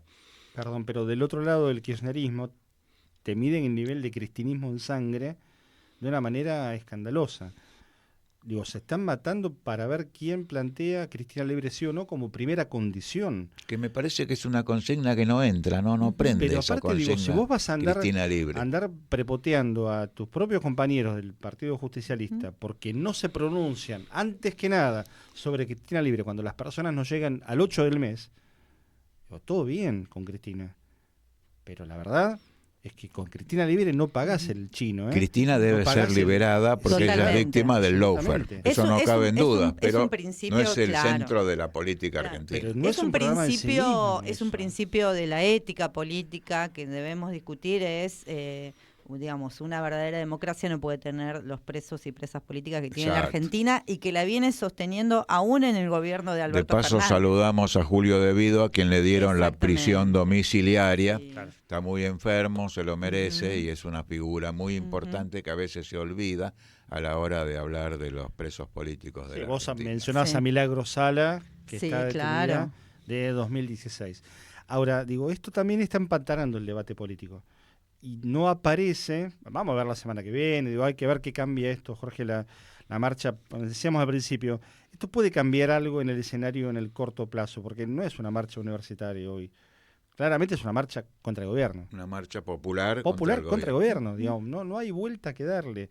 Ojalá tuviera la misma convocatoria, la marcha por el transporte, por la salud, por la vivienda, por la educación, contra el gobierno. A ver, vamos a simplificarla. No hay mucha vuelta, ¿viste? Además, tiene 4 patas, ladra y mueve la cola y es un perro. Es un gobierno muy particular porque insisten, ¿no? Ellos lo respaldan a Adorni. El día que es convocada la marcha, firman un decreto fortaleciendo más todavía la quita de presupuesto, ahora en este caso para los hospitales de las universidades. Entonces, bueno, es un gobierno que avanza y que no repara y que no retrocede como retroceden algunos gobiernos que se autopercibieron populares o progresistas, que cuando aparece algún dato negativo empiezan a retroceder. No, esto va para adelante y es una situación muy, muy complicada, ¿no? Por otra parte, aparece la ciudad pintada por un señor que casi nadie conoce, que es un tal Dante Hebel. Ahí pintadas ya, no las vi. Lleno por todos lados, de un pastor evangélico preocupante, señor, argentino que vive en Miami, y que me dicen que es un hombre totalmente relacionado con la gusanera cubana de Miami, y que con esa gente, y especialmente con Marco Rubio, el canciller norteamericano, él tiene una relación especial. Y entonces pensar en un tipo de sucesión de esta naturaleza para una consolidación de lo que hoy tenemos en la Argentina, lamentablemente, donde llega un portaaviones de los Estados Unidos y el presidente se sube festejando la situación, me parece que es algo que el campo popular, no se nota en la dirigencia del campo popular una mirada, digamos, de una respuesta contundente. Y la respuesta contundente surge de algunas realidades concretas, desfinanciamiento de las universidades. Y ahí está la población dispuesta a salir, a participar. ¿Cuántas veces hay que demostrar que hay una masa popular enorme dispuesta a la lucha? Pero parece que no hay decisión de organizar eso en algo serio y con un programa, porque un plan de refinanciamiento de las universidades tiene que ser un punto clave de la programática de un futuro, para un futuro gobierno popular. Todos los acuerdos que ha hecho Milei con los Estados Unidos, no solamente con el fondo, sino con el propio Tesoro de los Estados Unidos, ¿van a ser anulados o van a ser legitimados como se legitimó la deuda externa a pedido de Alberto Fernández en el Congreso Nacional? Entonces estas movilizaciones van generando una programática que no es un papel escrito, punto 1, punto 2, punto 3, sino que está en la realidad concreta. Ahora, el tema es que la hora exige, por un lado, niveles de resistencia imprescindibles, pero niveles de construcción de alternativa. Totalmente. Y tienen que ir a la par. Totalmente. En el FRESU, la otra semana, lo comentábamos, Rodolfo Aguiar, titular de ATE, uno de los 3 líderes dirigentes destacados del FRESU, no hay liderazgos claros, pero está claro que Furlan de la UOM, Aguiar de ATE y Jofre de Aceiteros son los que aparecen como las figuras destacadas. Él decía, termina la etapa de la resistencia y tiene que venir la etapa de la construcción, una construcción de una alternativa, de un programa. Entonces digo, es a la par. La resistencia al no cumplimiento de la ley de financiamiento universitario es una marcha de resistencia. Sí. Pero tiene que ir acompañada de una creación de un programa que alimente, no es abstracto esto, una esperanza, un horizonte. ¿A dónde vamos? Porque si no, nos agarra el síndrome de la lucha vacía. Sí, que además termina la marcha de hoy y mañana, ¿qué hacemos? Un desgaste, además. Porque si pensamos, mencionabas cómo el campo popular se expresa en las calles. Tomemos solamente el 2026, ya si lo tomamos desde que asumió Milei, mucho más, pero ya en el 2026, ¿cuántas movilizaciones nacionales hemos tenido de distintas características? Además del 8 de marzo, el 24 de marzo, la de hoy.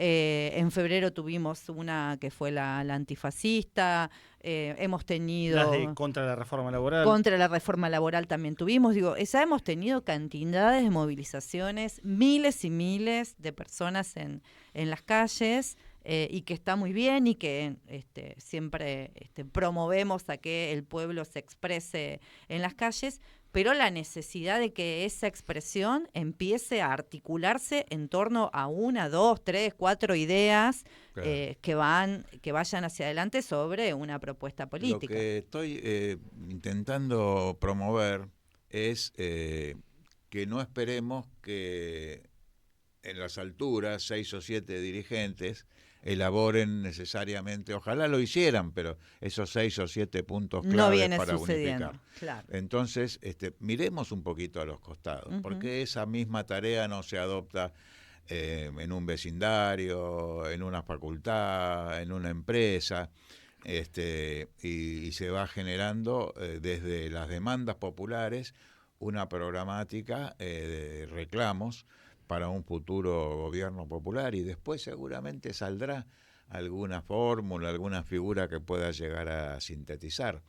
Pero el mismo Kicillof ha dicho en algunos reportajes que no es la hora de las candidaturas, que es la hora de la organización.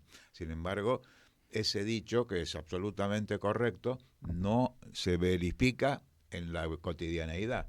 y por lo tanto me parece que es decisivo mirar hacia los costados, insisto, a los compañeros de trabajo, de estudio, a los vecinos, a los parientes. Recuerdo que un señor que se autodefinía peronista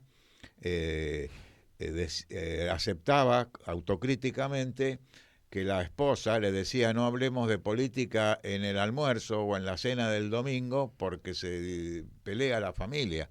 Y resulta que entonces todos los hijos votaron a Milei. Y ahora el hombre se arrepiente porque en la mesa de la familia no se conversó el tema. Así que, bueno, hay muchas tradiciones argentinas que están en riesgo justamente por esta política que se nos ha salido de quicio. Estamos en un de eso no se habla, ¿viste? En algún punto. Claro, de la deuda con el fondo, de eso no se habla, del impuesto a las grandes fortunas o de quién paga esta crisis no se habla. El famoso silencio, ¿no? Se dice, bueno, todos son iguales, los de antes también. Bueno, busquemos debajo de la mesa o donde sea algunos que no sean iguales a los de siempre, ¿no? Con el desprestigio que se le ha echado encima a la política. Y entonces, bueno, no me gusta la política, pero entonces si vos no haces política, ¿quién hace? La hacen los otros y te perjudican.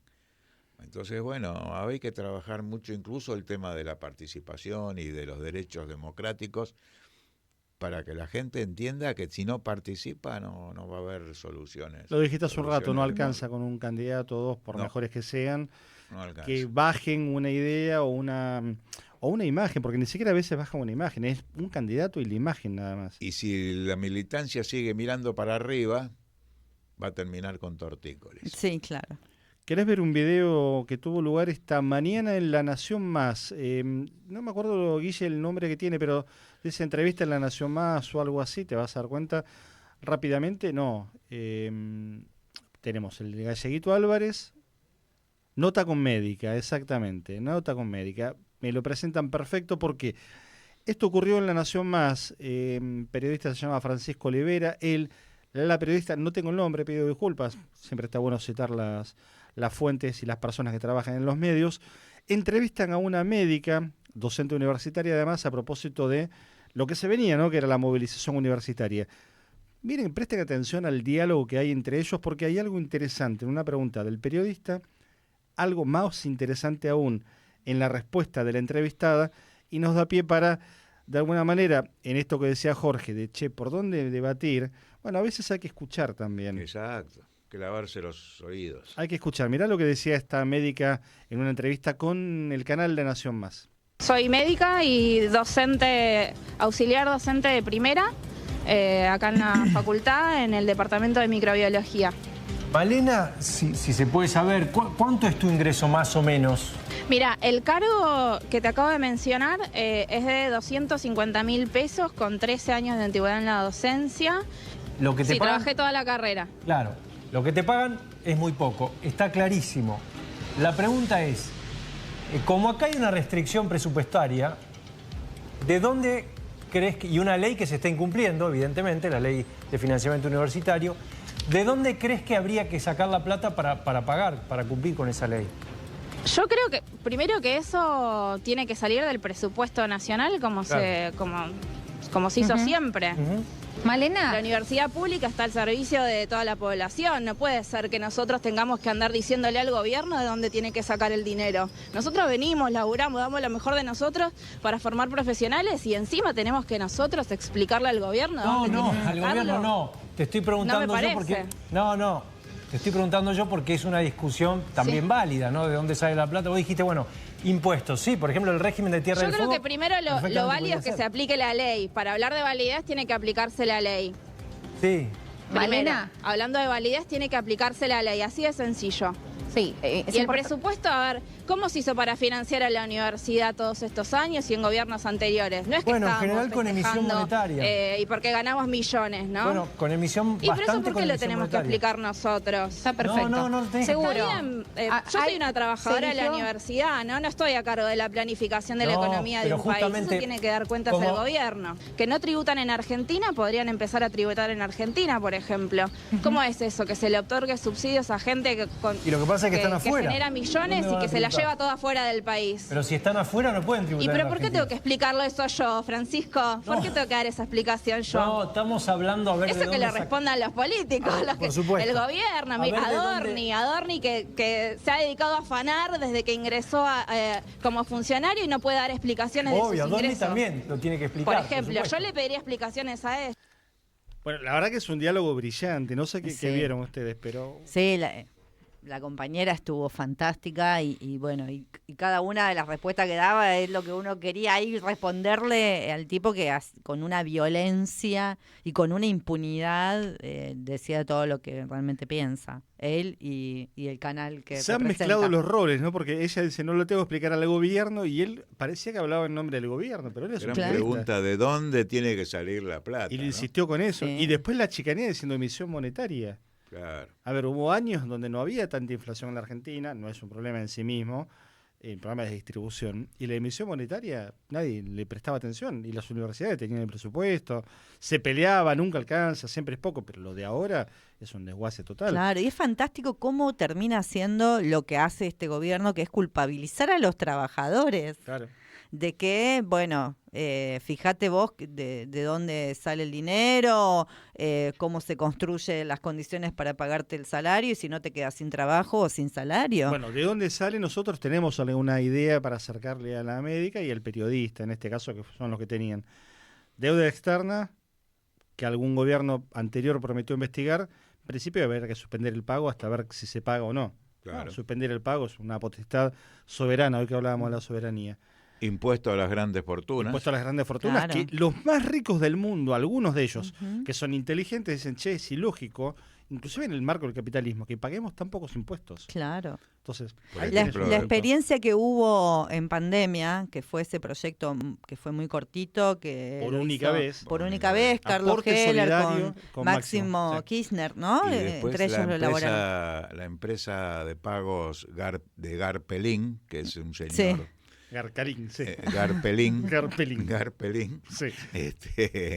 Que ese señor no paga impuestos porque tiene domicilio en Montevideo o en Punta del Este. No, lo que le dijo ella, evidentemente estaba bien informada, además de médica y docente, conocía, leía los diarios al menos, estaba informada, que tiene un régimen de incentivos de $100 millones por año en Mercado Libre. Claro, Que en un momento tenía una razón de ser y hoy ya no.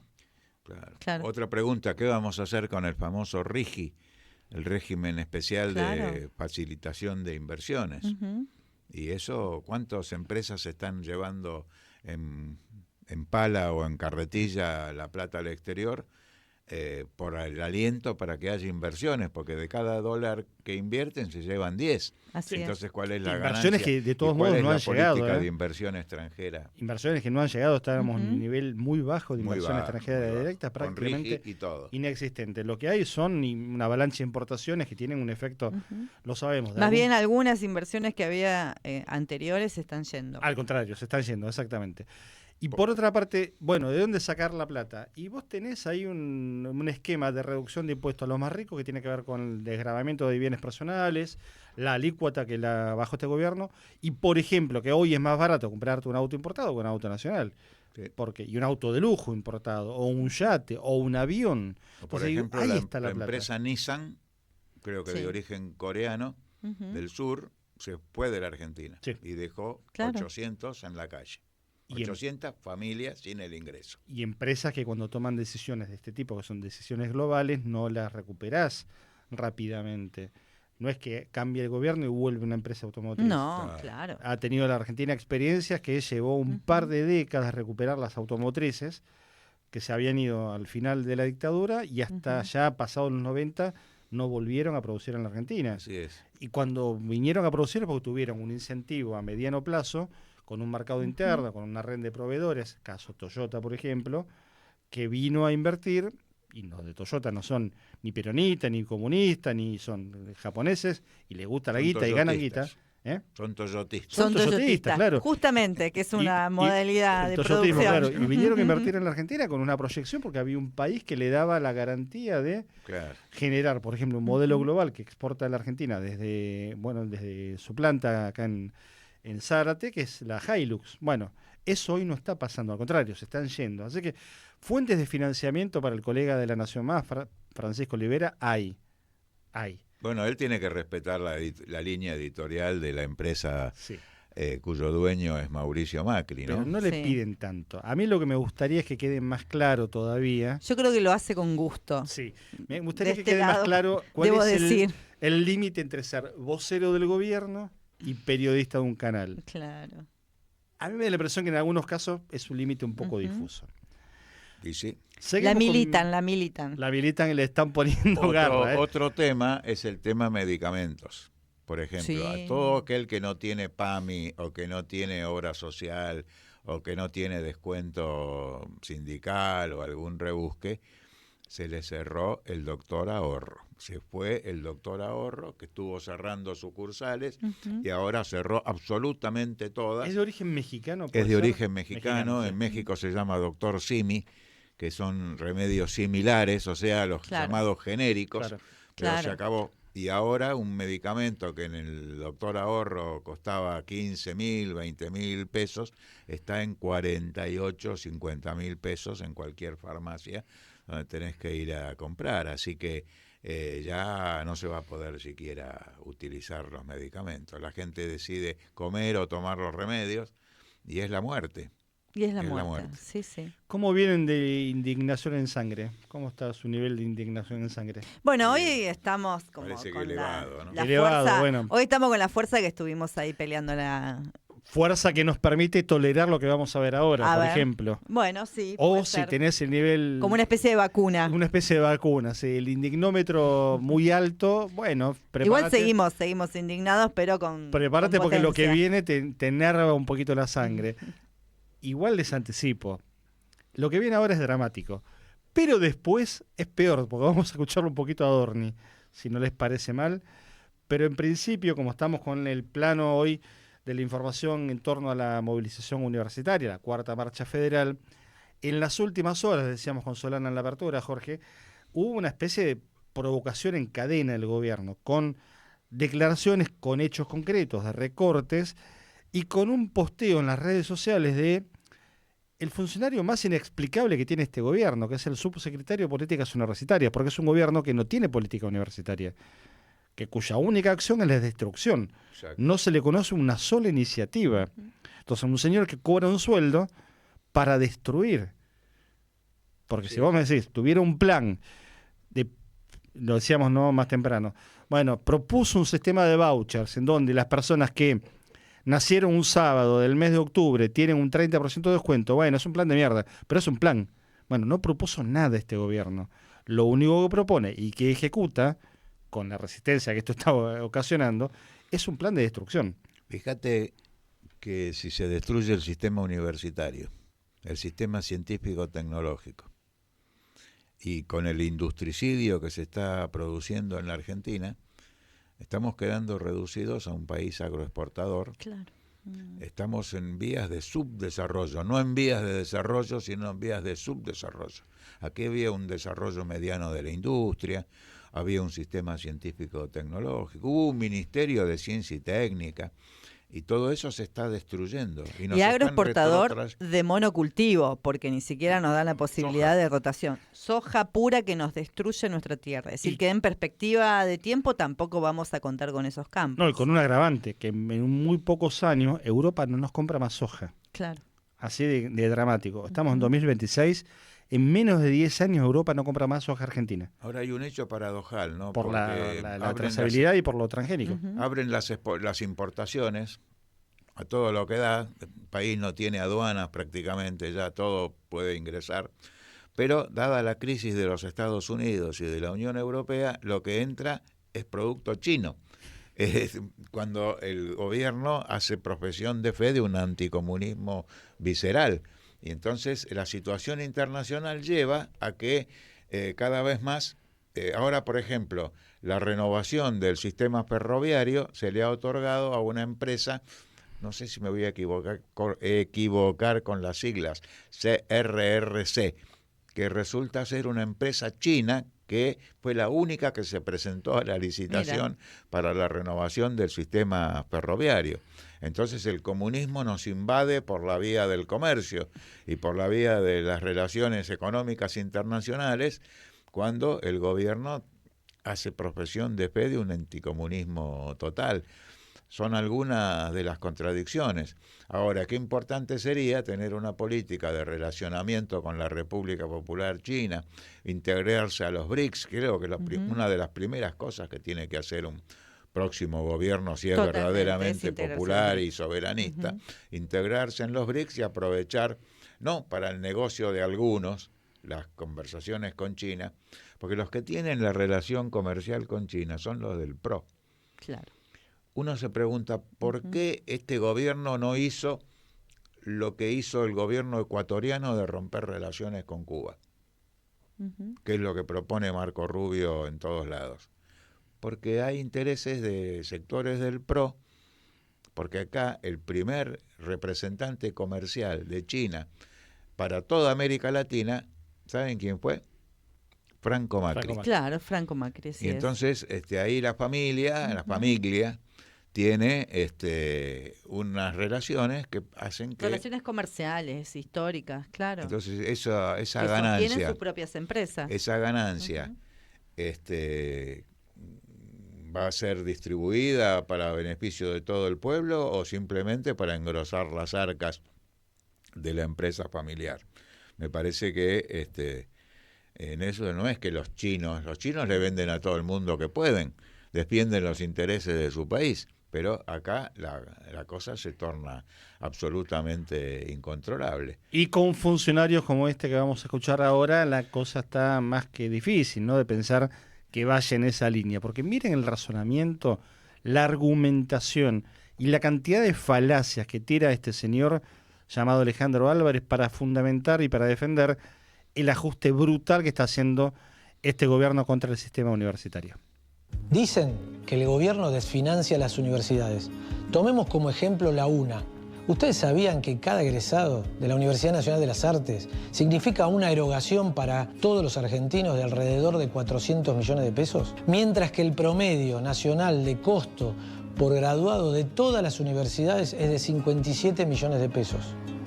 Desde el principio de nuestra gestión siembran el miedo, afirmando falsamente que las universidades van a cerrar. Pero lo que nadie se pregunta es por qué tenemos una de las tasas de egreso más bajas de la región y casi un 40% de los alumnos no rinden ni una sola materia.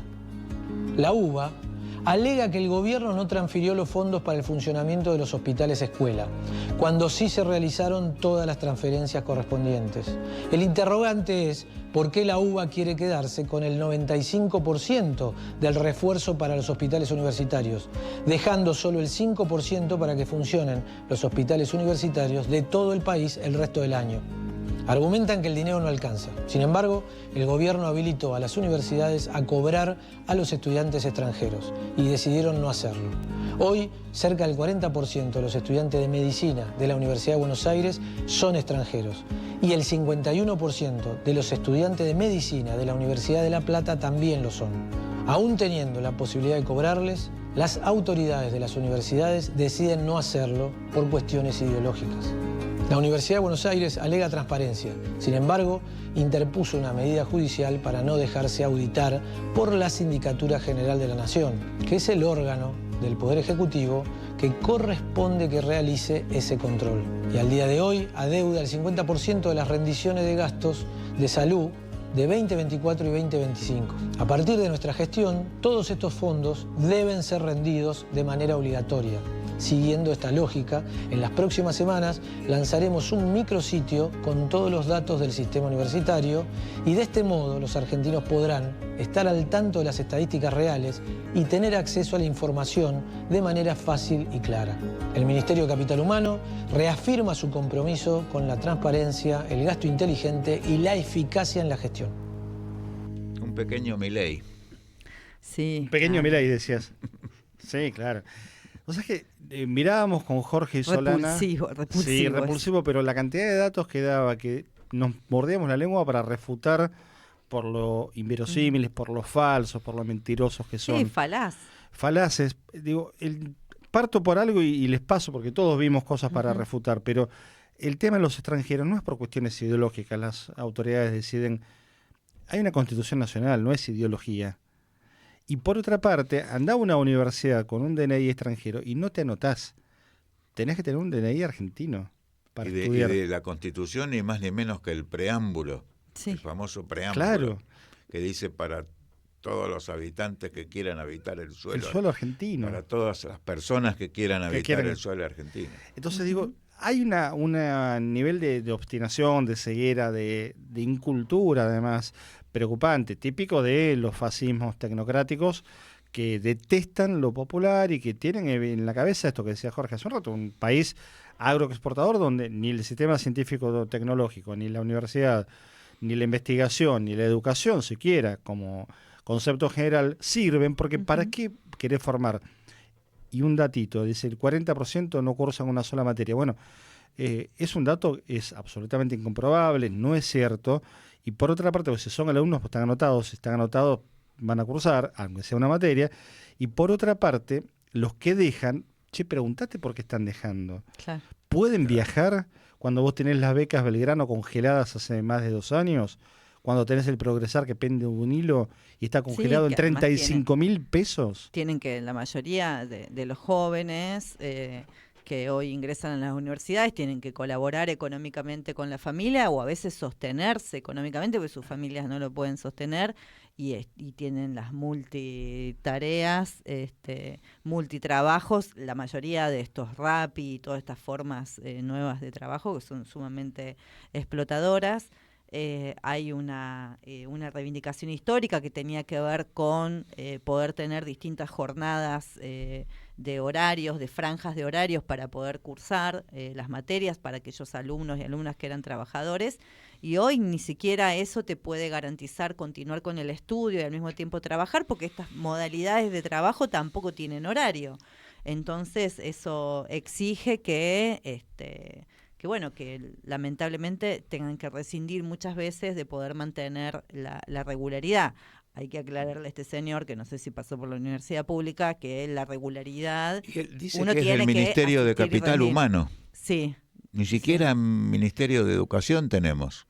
Exacto, no, claro. No. Históricamente era el secretario de Políticas Universitarias, porque era parte del Ministerio de Educación. Hoy hay un secretario de Educación que se llama Carlos Torrendel, nadie le conoce ni la cara ni la voz, ni habla, y un subsecretario de Políticas Educativas, que es lo que antes era el secretario, que es este hombre. Pero todos dependen de la señora Petovelo, entonces ella es la jefa de todo este asunto. En su área lo que antes era desarrollo social, trabajo, cultura y educación.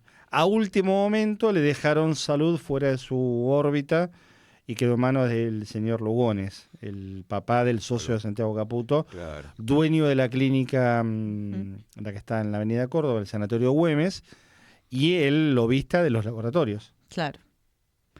Está todo dicho. Se reduce al mínimo de la expresión toda la participación del Estado en relación a la educación, así como se reduce a lo mínimo el presupuesto. Pero me parecía un dato importante esta insistencia en esta lógica xenófoba, que fíjense cómo va de la mano este argumento, que lo hemos escuchado con esto, lo hemos escuchado con los usuarios de los hospitales públicos, y lo vemos a diario con el jefe de gobierno que es del PRO, no es de la Libertad Avanza, pero sigue en la misma línea, con estas racias que está haciendo en la ciudad de Buenos Aires. Es decir, hay una construcción de una xenofobia, no solamente xenofobia hacia los países limítrofes, xenofobia dentro de los regionalismos. Solana. Porque en definitiva es la construcción de un otro que se transforma en un enemigo, Nos ¿no? están llevando a una... Dicen algunos, yo no estoy de acuerdo con el término, a una latinoamericanización de la Argentina. Sí. ¿Por qué? Porque los argentinos tenemos fama en América Latina de ser gente soberbia, demasiado orgullosa, que es demasiado orgullosa de sus universidades, de su salud pública, de la escuela pública, de sus desarrollos industriales, científico-tecnológicos. Le vendemos centrales nucleares a algunos países. Entonces hay un orgullo, además del, no sé, de Carlitos Gardel, de Maradona, de Messi, de tricampeones del mundo. Nos están golpeando incluso el orgullo, que por ahí no tan bueno en relación a la amistad con los pueblos latinoamericanos, pero lo están golpeando también. Claro. O sea, que esa llamada soberbia de los argentinos, o algunos la limitan a los porteños, está quedando por el piso. No. Y entonces esta gente que antes presumía de esa supuesta argentinidad, resulta de gauchito con padrón. Claro, esa argentinidad se está yendo al diablo, pero mal. Y tal vez de todo lo que vimos de este personaje, retomo lo de la xenofobia y lo de los extranjeros, sea lo más grave y lo más ridículo además como argumento. Porque 40% de los estudiantes de medicina, no tengo el dato de cuántos son, vamos a suponer que son 10.000 estudiantes de medicina en la UBA. Son 4.000 extranjeros, ¿no? Con esta lógica. 4.000 extranjeros que vienen a vivir acá en la Argentina, no viajan todos los días de Perú, claro, ahí a Plaza Jusey y vuelven en la noche a Perú y no comen ni un pancho. No, vienen a vivir acá en la Argentina. Alquilan un departamento, van a una pensión, o compran una casa, o compran un departamento. Tienen que sacar un DNI argentino, 92 millones, 93 millones para ir a la universidad. Muchas veces trabajan. En todo lo que gastan acá, aunque sea poquito, pagan el 20% del IVA. O pagan más plata un inmigrante peruano que el señor Marcos Galperín en impuestos en proporción, claramente. Y por otra parte, no le sacan el lugar a ningún argentino. No tienen un solo caso de un argentino que se llame, como se llame, que diga, a mí me sacó el lugar un peruano. Bueno, entonces ahí vemos qué hacemos, hacerle lugar, compartir la silla, cursar la materia en otro turno. No tienen nada. En el gobierno de Macri hubo un intenso trabajo para que lleguen opositores venezolanos a la Argentina, y esa fue una migración latinoamericana. Fue una política de Estado de Macri. Una política de Estado con sí. funcionarios venezolanos en la Dirección Nacional de Migraciones, y se favoreció la inmigración de un país latinoamericano a la Argentina. Y aún con estatus de refugiado político. Hoy nos cruzamos diariamente con venezolanos, como nos cruzamos con peruanos, bolivianos, uruguayos, chilenos y de otras nacionalidades. Ahora yo quisiera recordar que el general San Martín se formó militarmente, con sus altas capacidades militares, se formó en España. Y que, por ejemplo, el general Belgrano, o el doctor Manuel Belgrano, que en realidad era un abogado, se formó en Potosí. De manera que, ¿por qué no terminamos de ver América Latina como una patria grande? Que de eso se trata. ¿Por qué no terminamos de ver América Latina como una patria grande? Sí, nos va a quedar afuera lo de Adorni, no importa, igual ya saben todo lo que pasó. Hay que decir que tiene hoy una ventaja Manuel Adorni, el todavía inexplicablemente jefe de gabinete. Al menos por hoy no se habló tanto de él. Yo creo que la marcha la convocó también Adorni.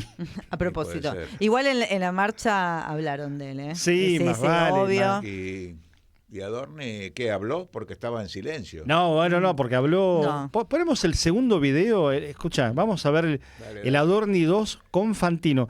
Y a propósito de Fantino, lo vamos a presentar como corresponde. Es un señor que durante muchos años transmitía Boca en una radio importante, en Radio Mitre, que después condujo programas de televisión, de formato de juegos, de espectáculos, de invitados, que hizo operaciones de prensa para meter gente en cana, y que hoy se presenta como un sorprendido lavador de imágenes del poder. La bandina Alejandro Fantino entrevistando, perdón de la palabra, entrevistando a Manuel Adorni.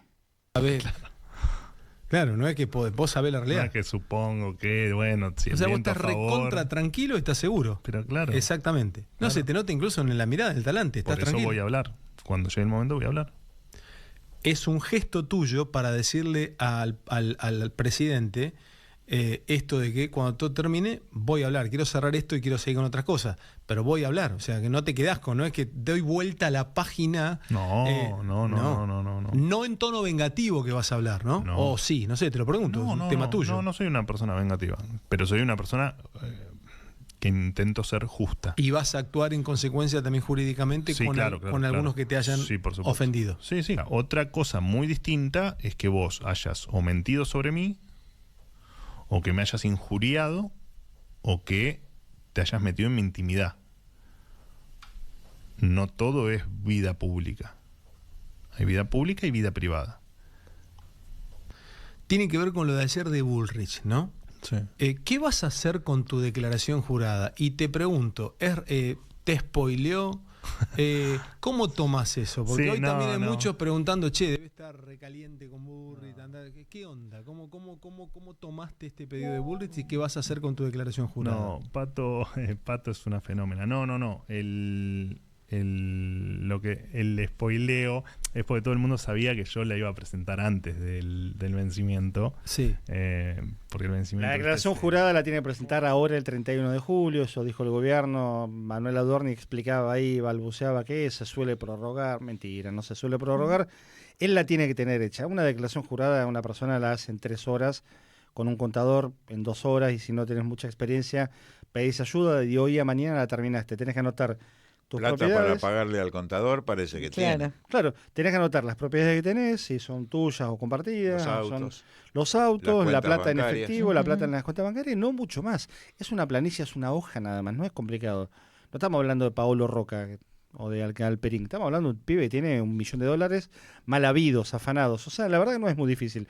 El problema es que si pone todo eso en la planilla va en cana. Claro. Va en cana. Y algo que quiero decir sobre Bullrich, si me permiten. Sí, la fenómena. Una fenómena, Pato es una fenómena. Se recordó por estos días, y en buena hora, porque hay que tener memoria histórica en la Argentina, que ella no llegó al 20 de diciembre de 2001 como ministra de Trabajo de Fernando Larrúa, que renunció el 14 de noviembre de ese año. Es decir, logró saltar un poquito antes que el barco en calle. Claro, es bicha. Es bicha.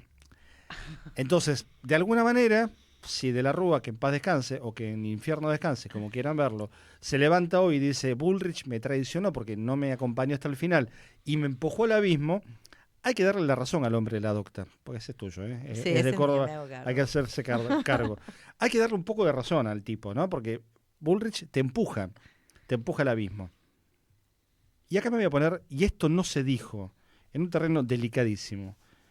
Si Natalio Alberto Nisman se levanta de su tumba, el cementerio de la Tablada, y mira lo que pasó en la historia, puede decir exactamente lo mismo sobre Patricia Bullrich, que en las horas finales de su vida no le atendió el teléfono, cuando lo había empujado a que el lunes 19 de febrero vaya al Congreso a declarar.